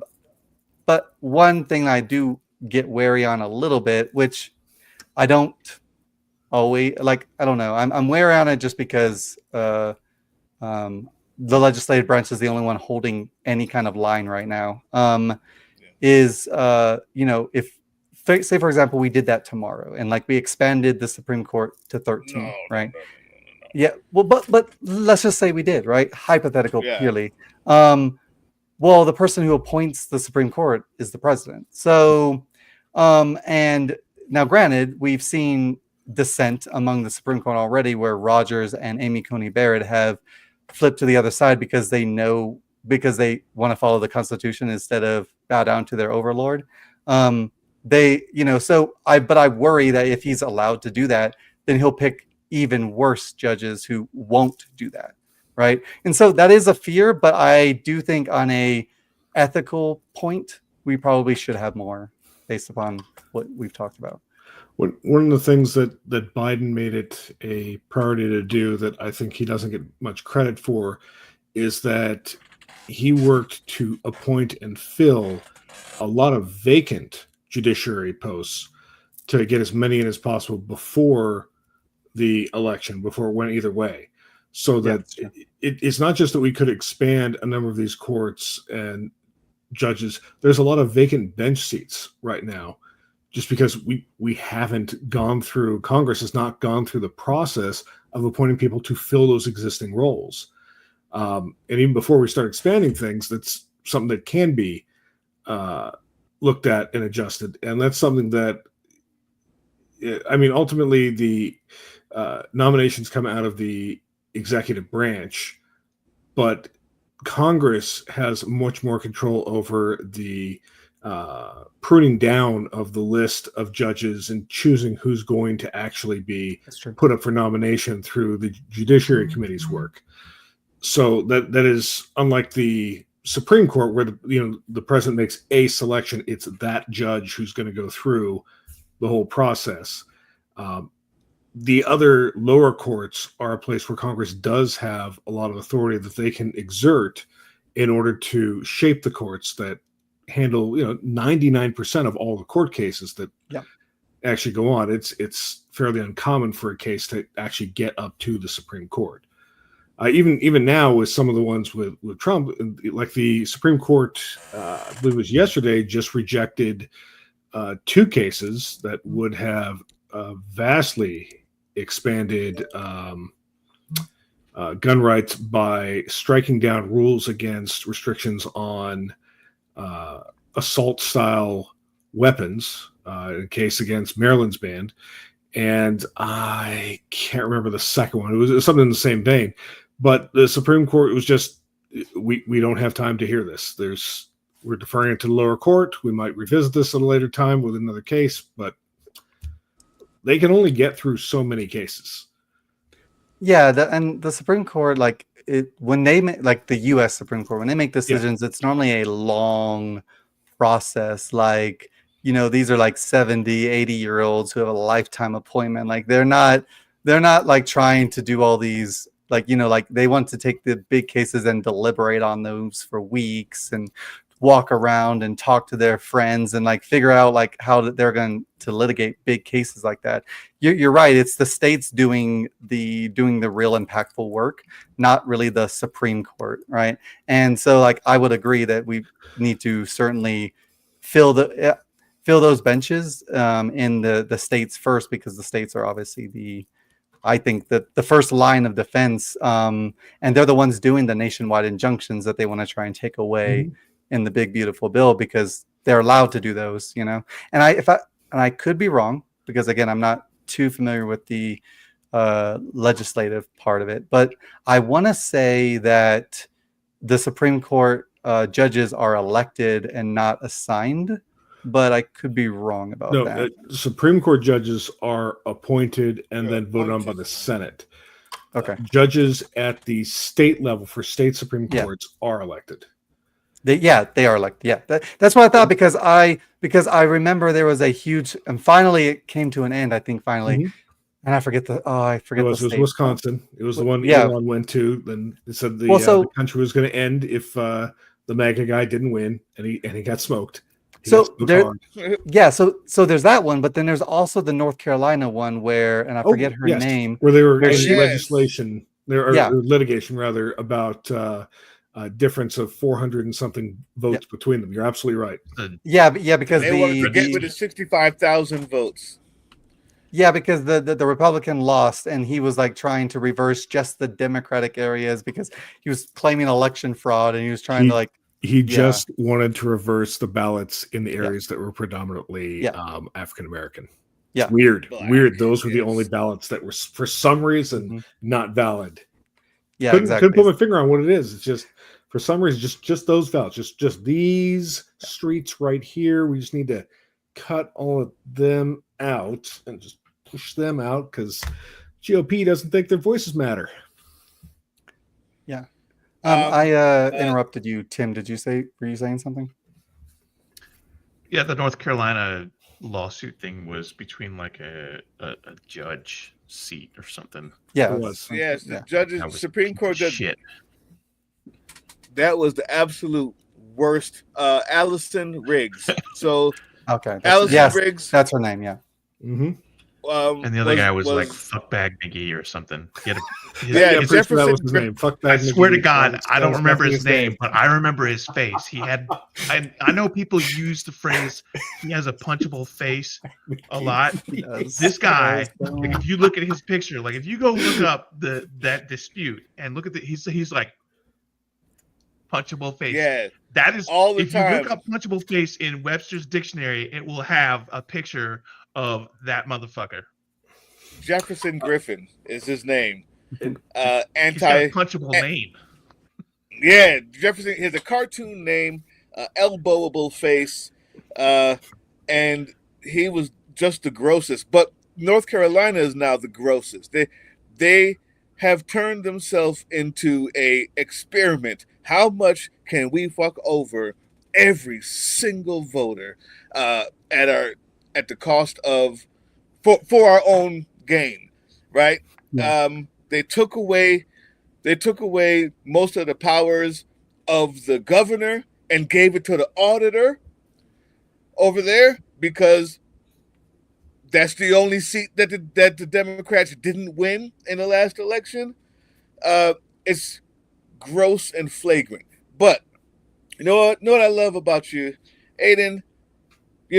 Because you have a background in, we'll call it communications, but it's intelligence, which includes this communication.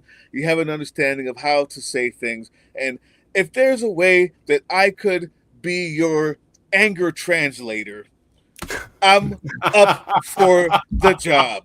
Okay? I love it. I like it because you're straightforward, you're not dodging, but you're just good. And I like that. And I say that to preface this. When is it okay? Siren going off. That's me, and it's the air raid siren. You gotta man the missiles. Just give me a minute. I know those sirens. They go off like every fucking Wednesday where I live. They're like, "This is a test of the sins." Like, besides hiring me, I'll do it for free. Besides me being your anger translator, at what point, like you said, do you realize there's only so much you can do inside the house? Do you leave the house, go to the march, go to the steps, go to the gatherings, call for strikes, call for the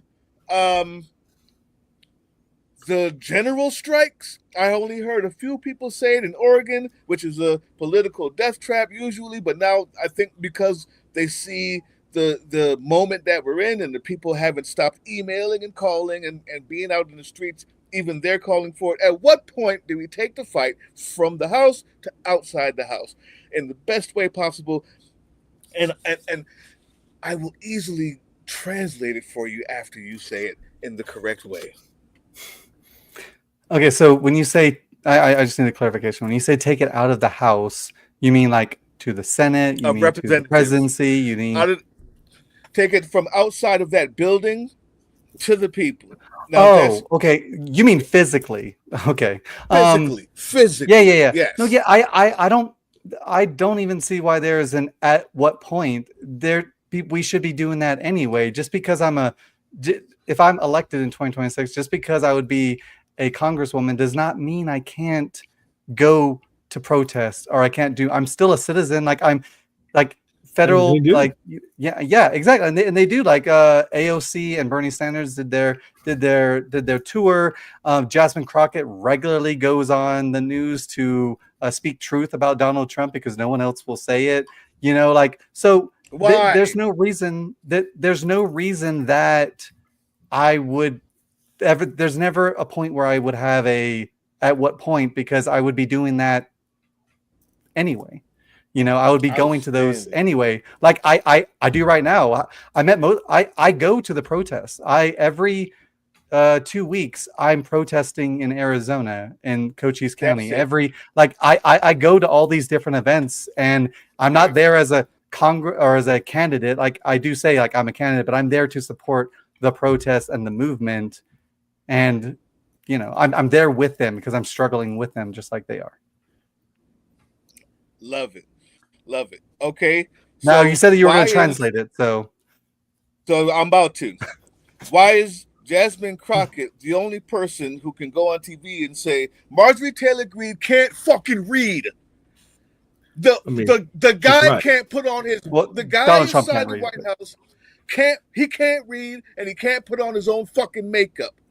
When are we going to say that the entire Republican Party is made up of 75 child SA offenders so that YouTube doesn't knock us down? I have a list of 1,000. Why isn't that on TV? When can we say that the other side is actively trying to kill black people in Alabama, destroy their rights, blame trans people for lewd sexual acts while they're doing it to kids in their church every day, and you're voting for it? When we can say that, I think we'll get that male vote that they're looking for, that they're trying to find with rubrics and T-squares to see what they were thinking and what got them to vote. The fact is, you're fucking pussy. When can we say that is the question that I think you've answered by being out there. And that's the translation, people.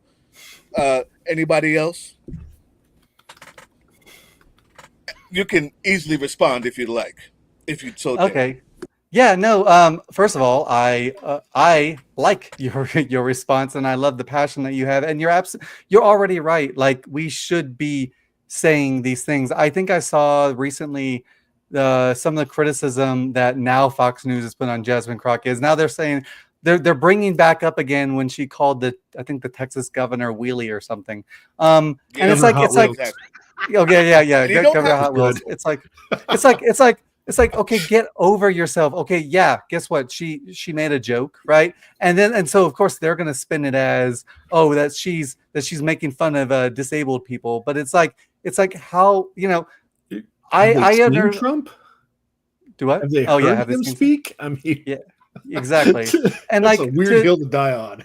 to like Michelle Obama's point, when she would say, "When they go low, we go high." I would say at one point that was probably true. The decorum that was needed then is not now, right? There's a time and place for decorum. There's a time and place to not call somebody on their bullshit. There's a time and place to tell Nancy Mace to shut up. I understand that she was raped, but guess what? A trans person didn't rape you, right? You know who raped you? A cis white, well, I don't know if they're white, a cis dude who's a pervert anyway. Trans people aren't the perverts, right? So that decorum can exist, but like we're past that. Like my decorum isn't going to give people their rights back tomorrow. My decorum isn't going to fix the economy. I'll have that decorum and whatever when we have a country again that's not classified as like an authoritarian regime. So absolutely. I absolutely only yell because I'm a drill sergeant. I can't help it. But that's it right there. Decorum comes back when we have a country again. Until then, I'm tired of hearing the honorable so-and-so. Can you let me speak? Do you know one of the best things I've ever seen was when Marjorie Taylor Greene was flailing with her wooden gavel trying to gain decorum while while the other, I forgot, the other House member was just holding up a picture like, you're lying. She's lying. She showed the picture. That one is of this guy holding a middle finger, but the full picture, he has 2 fingers as a peace sign, right? Something like that. I don't know if you guys saw that, but she's banging. No, you can't do this. No, you can't. Somebody asked for the drink in hand. Hold on. Wait a minute. I apologize. Excuse me. Oh, are we supposed to be drinking when we see that? Or something? All right. I didn't come prepared. I'm sorry. Glad you brought it out. That's that means things is about to go crazy. So, but the big deal for me, it was such a poignant moment because she just didn't stop talking. I think for the first time, Democrats realized there's no such thing as decorum if not everybody's following it. You don't have to stop talking because the gavel's back. Yeah. You don't ever have to stop talking. As a matter of fact, you can stand up and do what. Besides taking a piss on the floor, you can do whatever you want and do that if you wanted to, if you felt so bold and entitled.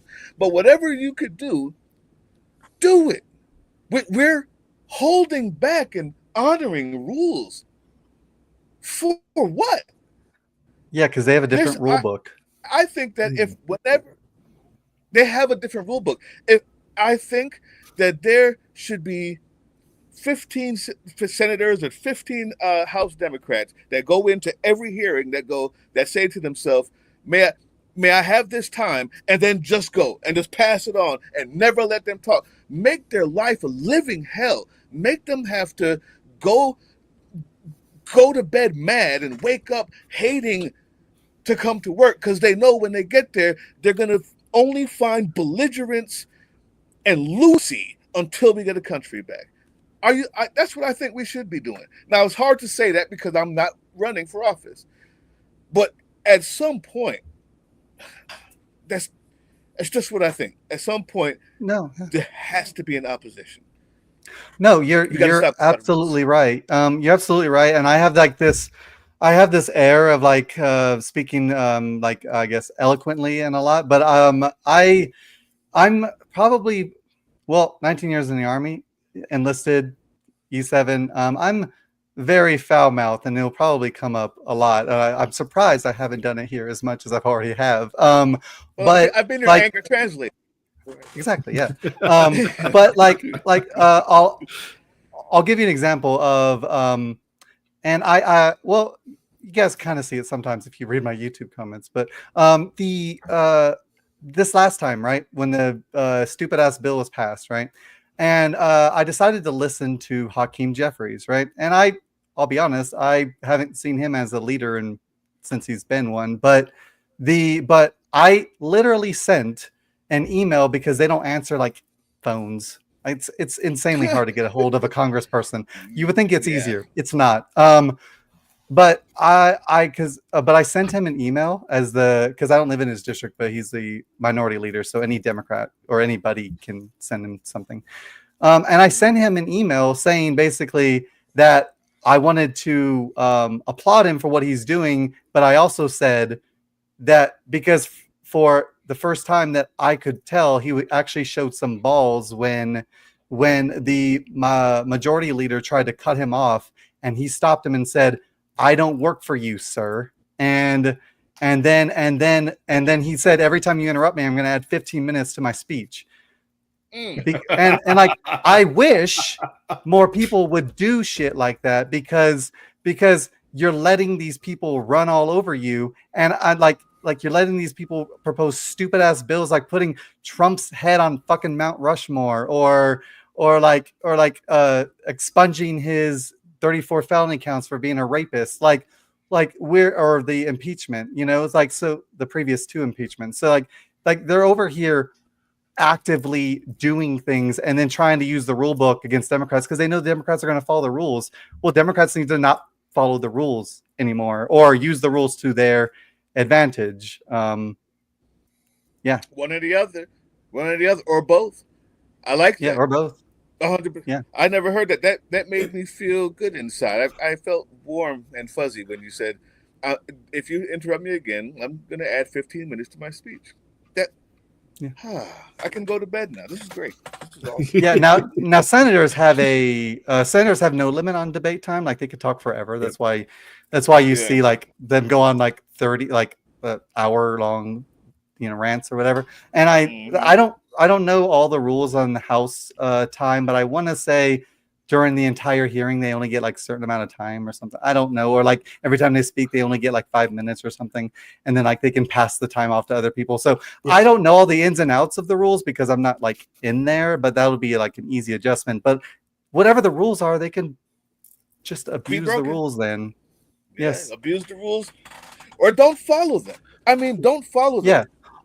Actually, we have a Supreme Court that we have because the black president decided to fulfill the seat of one who died, and they just decided not to follow the rules of the Constitution. Well, we're a year out, so we're just not going to do that's right. Yeah, and then that wasn't the problem when Trump was about to leave. But yeah, at that point, I realized, what the fuck are we doing? Wait a minute. Yeah. We could have done that? We could have done that. Why don't I have free health care? If we could have just done it, if we don't have to follow any rules, what have we been waiting for? The only people smart enough to realize that the only rules that matters is the one that I make up happens to be the evil side. God damn it, it's time. It's time. We can just not follow them until there's some sort of agreement reached. And it starts with, I think, the speeches, like the talking, the not letting you have a good day when you come to work. Like you're gonna have Marjorie Taylor Greene's gonna have to drag her fucking knuckles back to the mountain from which she fucking came, and only have good days, right? And only have good days when she's speaking to them, those 16 people in that county who voted for her. Because anywhere else she comes, it has to be a problem. It's a badge of honor for me if I get to the point where I live rent free in their idiotic minds. And like that'll be a great moment. Like when I start getting, I mean, I've already gotten like death threats and stuff, but like when I start getting more, I'm getting more, like I will like that. That's actually like to me like a badge of honor because that means that I'm now affecting them, right? They are seeing me, which was the whole point of me running. I mean, the whole point of me running is to win, but like I will be seen, and so once they start seeing me, like that'll be when I start, feeling certainly more empowered. I wanted to say this. AOC also did that too. There was I'm talking about AOC and Al Green, who also kind of dissented and actually showed not actually showed balls. Like AOC has bigger balls than most of the Republicans over there, but but Al Green also did this, right? So when AOC was speaking, I don't remember the committee, but she was speaking and they kept stopping her to say that, would the gentlewoman not talk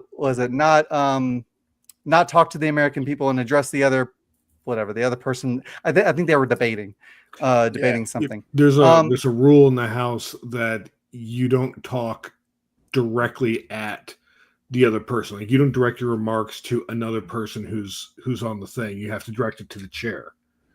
Oh, like you wouldn't direct your remarks at like we see Jasmine Crockett go off. She'll be talking to the committee chair and talking shit about Marjorie Taylor Greene, but she won't say her name.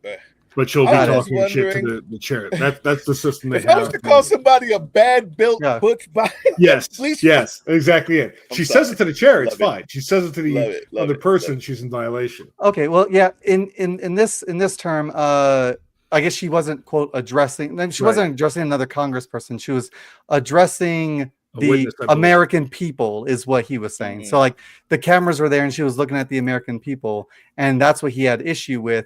But at one point, she told him she goes, no, I'm going to talk to them because I'm talking about them. Like so, there was that. There's that time where she did that, and then Al Green got censured, right? And I thought censured was like a big deal. It's not. It's like a letter of reprimand. Who the fuck cares? But anyway, And it's a letter of demerits. reprimand. Yeah, because but at this point, and Justin Crockett said it, at this point, it's like a badge of honor to get censured now, because that means that we pissed off the Republicans enough that they voted to censor them. And like, again, a letter of reprimand, does a letter of reprimand stop you from getting like getting elected? Like a letter of reprimand might stop you from being like the minority leader or something. But what the Republicans found out. No, yeah, sorry, what the Republicans found out is that a letter of reprimand gets you elected. Republicans have found out that I don't have to care about you, you stupid, poor, dirty insects that I only use for my own self-gratification and money. I don't have to care about you. I can just talk big. I can just be the most dumb. I can just say, oh, I hate this and I hate that, and get the most censured. Say that I can talk about Jewish space lasers, and you will elect me because you just want to see the fight. You want to see the fight. Democrats, wakey. You actually have the right thing. There's a part of the electorate that fight. wants to see the worst aspects of the Jerry Springer show in their Congress every single day. I mean, you know, this isn't as violent as Congress has been before. I mean, I thought it was ridiculous when, I don't remember who they were, and I was really disappointed at this one. But he's a senator who, prior veteran, I don't remember his name, but him and another like senator were going to like fight during a debate, and like Bernie Sanders had to be like. They basically listened to Grandpa when he told him to sit down, right? You know, and I thought that was weird, but that's not like back in like other Congress ago, and I don't remember when, but I know like it's happened before. Like there used to be all out brawls in Congress, like congressmen fighting each other over like bills and almost always it's a representative from South Carolina. Hey, there you go. True story. It almost always is. All the historical ones has involved Sumner and the other guy, yeah. You know, that doesn't surprise me because I grew up in South Carolina before I joined the Army. I was not born there, but I grew up there, and you know, their way of talking about the good of Strom Thurmond was a whole mind evolution thing that I've never known until I became an adult. But I say that to say I'm not surprised that a lot of it comes from South Carolina. That's what I would say. Fundamentally, and how we've gotten ourselves into this mess, perhaps in the abstract sense, is that we have a system that was not designed to have two political parties. Yeah, that's not how the Constitution was written. That was not the intention of the founders.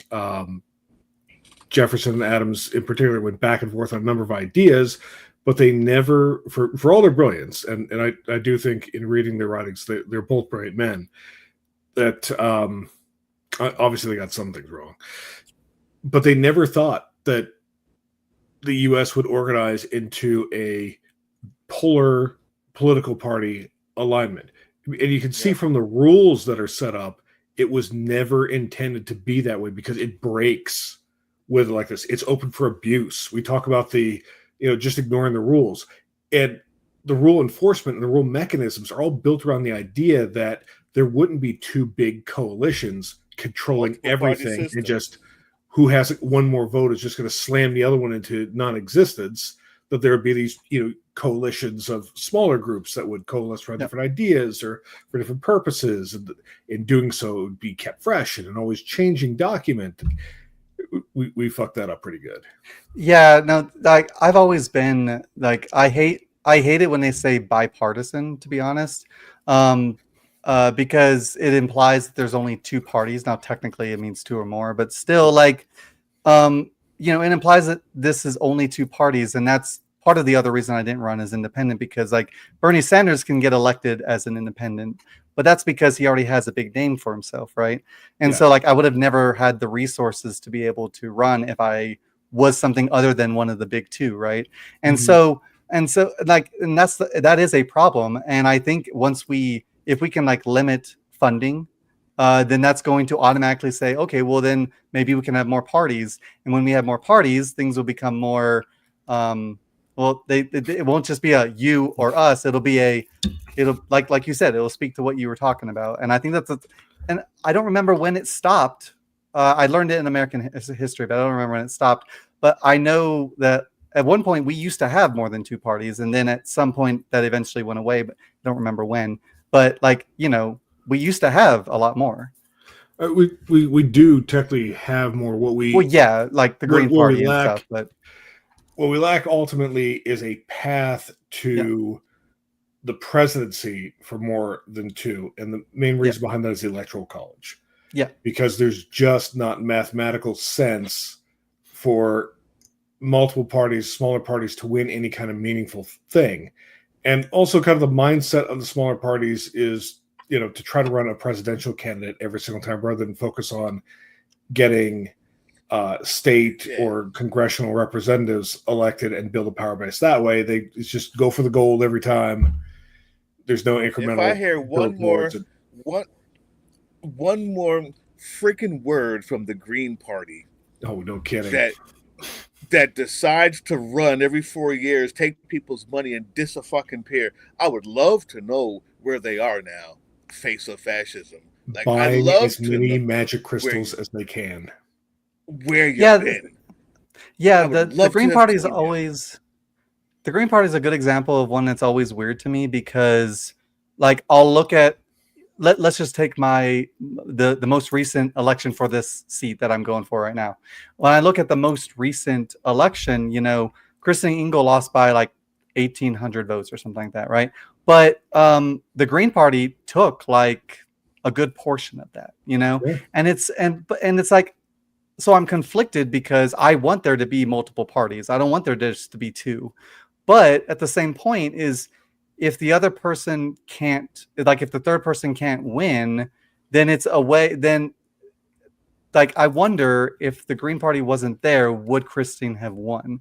And that's a big question for me, because it's a system that needs to be fixed, but having more people run doesn't necessarily fix it, because then those people have to run. Green Party candidate for sheriff? Is there a Green Party candidate for judge? Is there a Green Party candidate for dog catcher? Is there a Green Party candidate for fucking sewage? Whatever the hell. Why can't you do any of those things? Why are you too good for the other positions? The county registrar. Why are you not good enough for school board? Green Party, why are you not good enough for trash collection? The only thing you can do is run for House, Senate, and President. The reason why the reason why the parties exist is because people have them. They've seen them. They go and they shook hands with babies. Not every 4 years, every 6 months. There's something running with an R by its name and a D by its name. If you're going to be a party, start there. And by the time you have a small base to actually do something with, maybe it's worth running. But until then, you just got a name. But listen, I got to go. It's 9:02. That's like my kitty's bedtime. Oh, he's bedtime. Bedtime. So I'm going to leave you guys with this awesome conversation. Thank you, Aiden Swallow. I just got to say, I really appreciate what you're doing. I appreciate your bravery. I appreciate what you're doing where you are. And I absolutely can't wait to be talking shit about you when you win, because I have to. All politicians got to get it. But I promise you, I welcome it. Everything I can to make you, to get you there. All right, guys. Big Sarge, Admin Matt, Congresswoman, 6th District, Arizona, right? Arizona 6th District. TD6, man. All right. I'll see you guys. Thank you so much for coming. Thanks for Thanks, having Doug. me. That is a convenient stopping point. We've been going at it for Yeah. a little over 2 hours. Yeah. And So I I was need to just give my moderators a break. Yeah, I'm actually surprised. I didn't realize that this was going to go as long, but I'm glad that it did. And one thing, but since I don't know if this will be the only time that I speak on your show, so I have to say this. You'll be back. Okay. If you want. You will be back here. It's so weird, and I finally got to see you do it once during this interview, but it's so weird to see you see your, and I love it, the rage on your other videos, and then when you come into these, you're all so calm and just collected, and you don't say much, and it's just really funny because it's such a dichotomy that I'm like, but I got to see it. I got to see it come out a little bit, so that was good. So. I'm multifaceted. Yeah, I see that. Also, he has a cat. Also have a cat. Yeah, he will jump up on the desk sometimes and like walk in front of the camera. I think on one occasion he has actually stopped and put his booty hole against the camera. So yeah, my cats have done that. Yeah, the crowd always loves that. For sure. It's like really hard though, like to summon the rage when the cat is there. Like I've done it on occasion, and he just kind of like I would hold him, and he would just kind of look up and be like, "What are you doing? Why are you so loud?" Yeah. It's funny. Now he's just like, I don't want to be held by anybody. Go fuck off. I understand that energy. No, for sure. But I know that you were trying to wrap it up, so I really do appreciate that you guys took. I've reached out to other organizations, and not many of them have, and because I'm not quite a big name yet, and so I appreciate you all giving me the opportunity and just talking for probably, we didn't plan for it to go this long, but it did, and I'm happy that it did, and I appreciate the difficult questions that you all were asking. I always welcome those, and I would be happy to come on the show anytime or help you guys with anything. So just let me know, for sure. Certainly happy to have you back. Be in touch. Do what? What did you say? I'm sorry, Matt. You go first. Oh, I was saying we'd certainly be happy to have you back. Oh, thank you. That's basically what I said. Oh. Yeah, just less eloquently. But, all right, I know you guys normally talk about nerd stuff after this, like D&D or your individual or like your individual things that you're doing, because you're doing a ton of stuff. So I'll go ahead and I'll let you guys go. But like I said, it was amazing, and just let me know anytime you want to talk again. So absolutely. All right. Thank you very much for your time. Thanks. I got no nerdy shit. I just want to say June 6th, Friday, June 6th, Washington, D.C. The Fam of Liberty will be assembling to represent at the Unite for Veterans rally. We are not assembling for any parade. We're not going to do any. We're not showing up, period. Go somewhere else. Go fucking have a sandwich at the pub.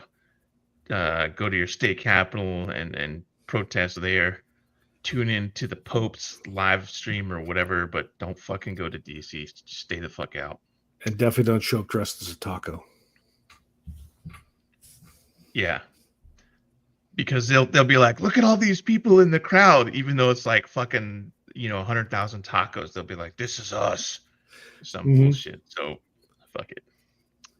It's a true story. Anyway, that's all I got. I've had a long day at work, so let's just gonna go smoke a bowl. I gotta go back to work. Someone blew away 34,000 security permissions, and I get to put the jigsaw puzzle back together again. Fuck you, pay me. Yeah. All right. That is our time for this evening. 2 claps and a Rick. Woo! Y'all be safe.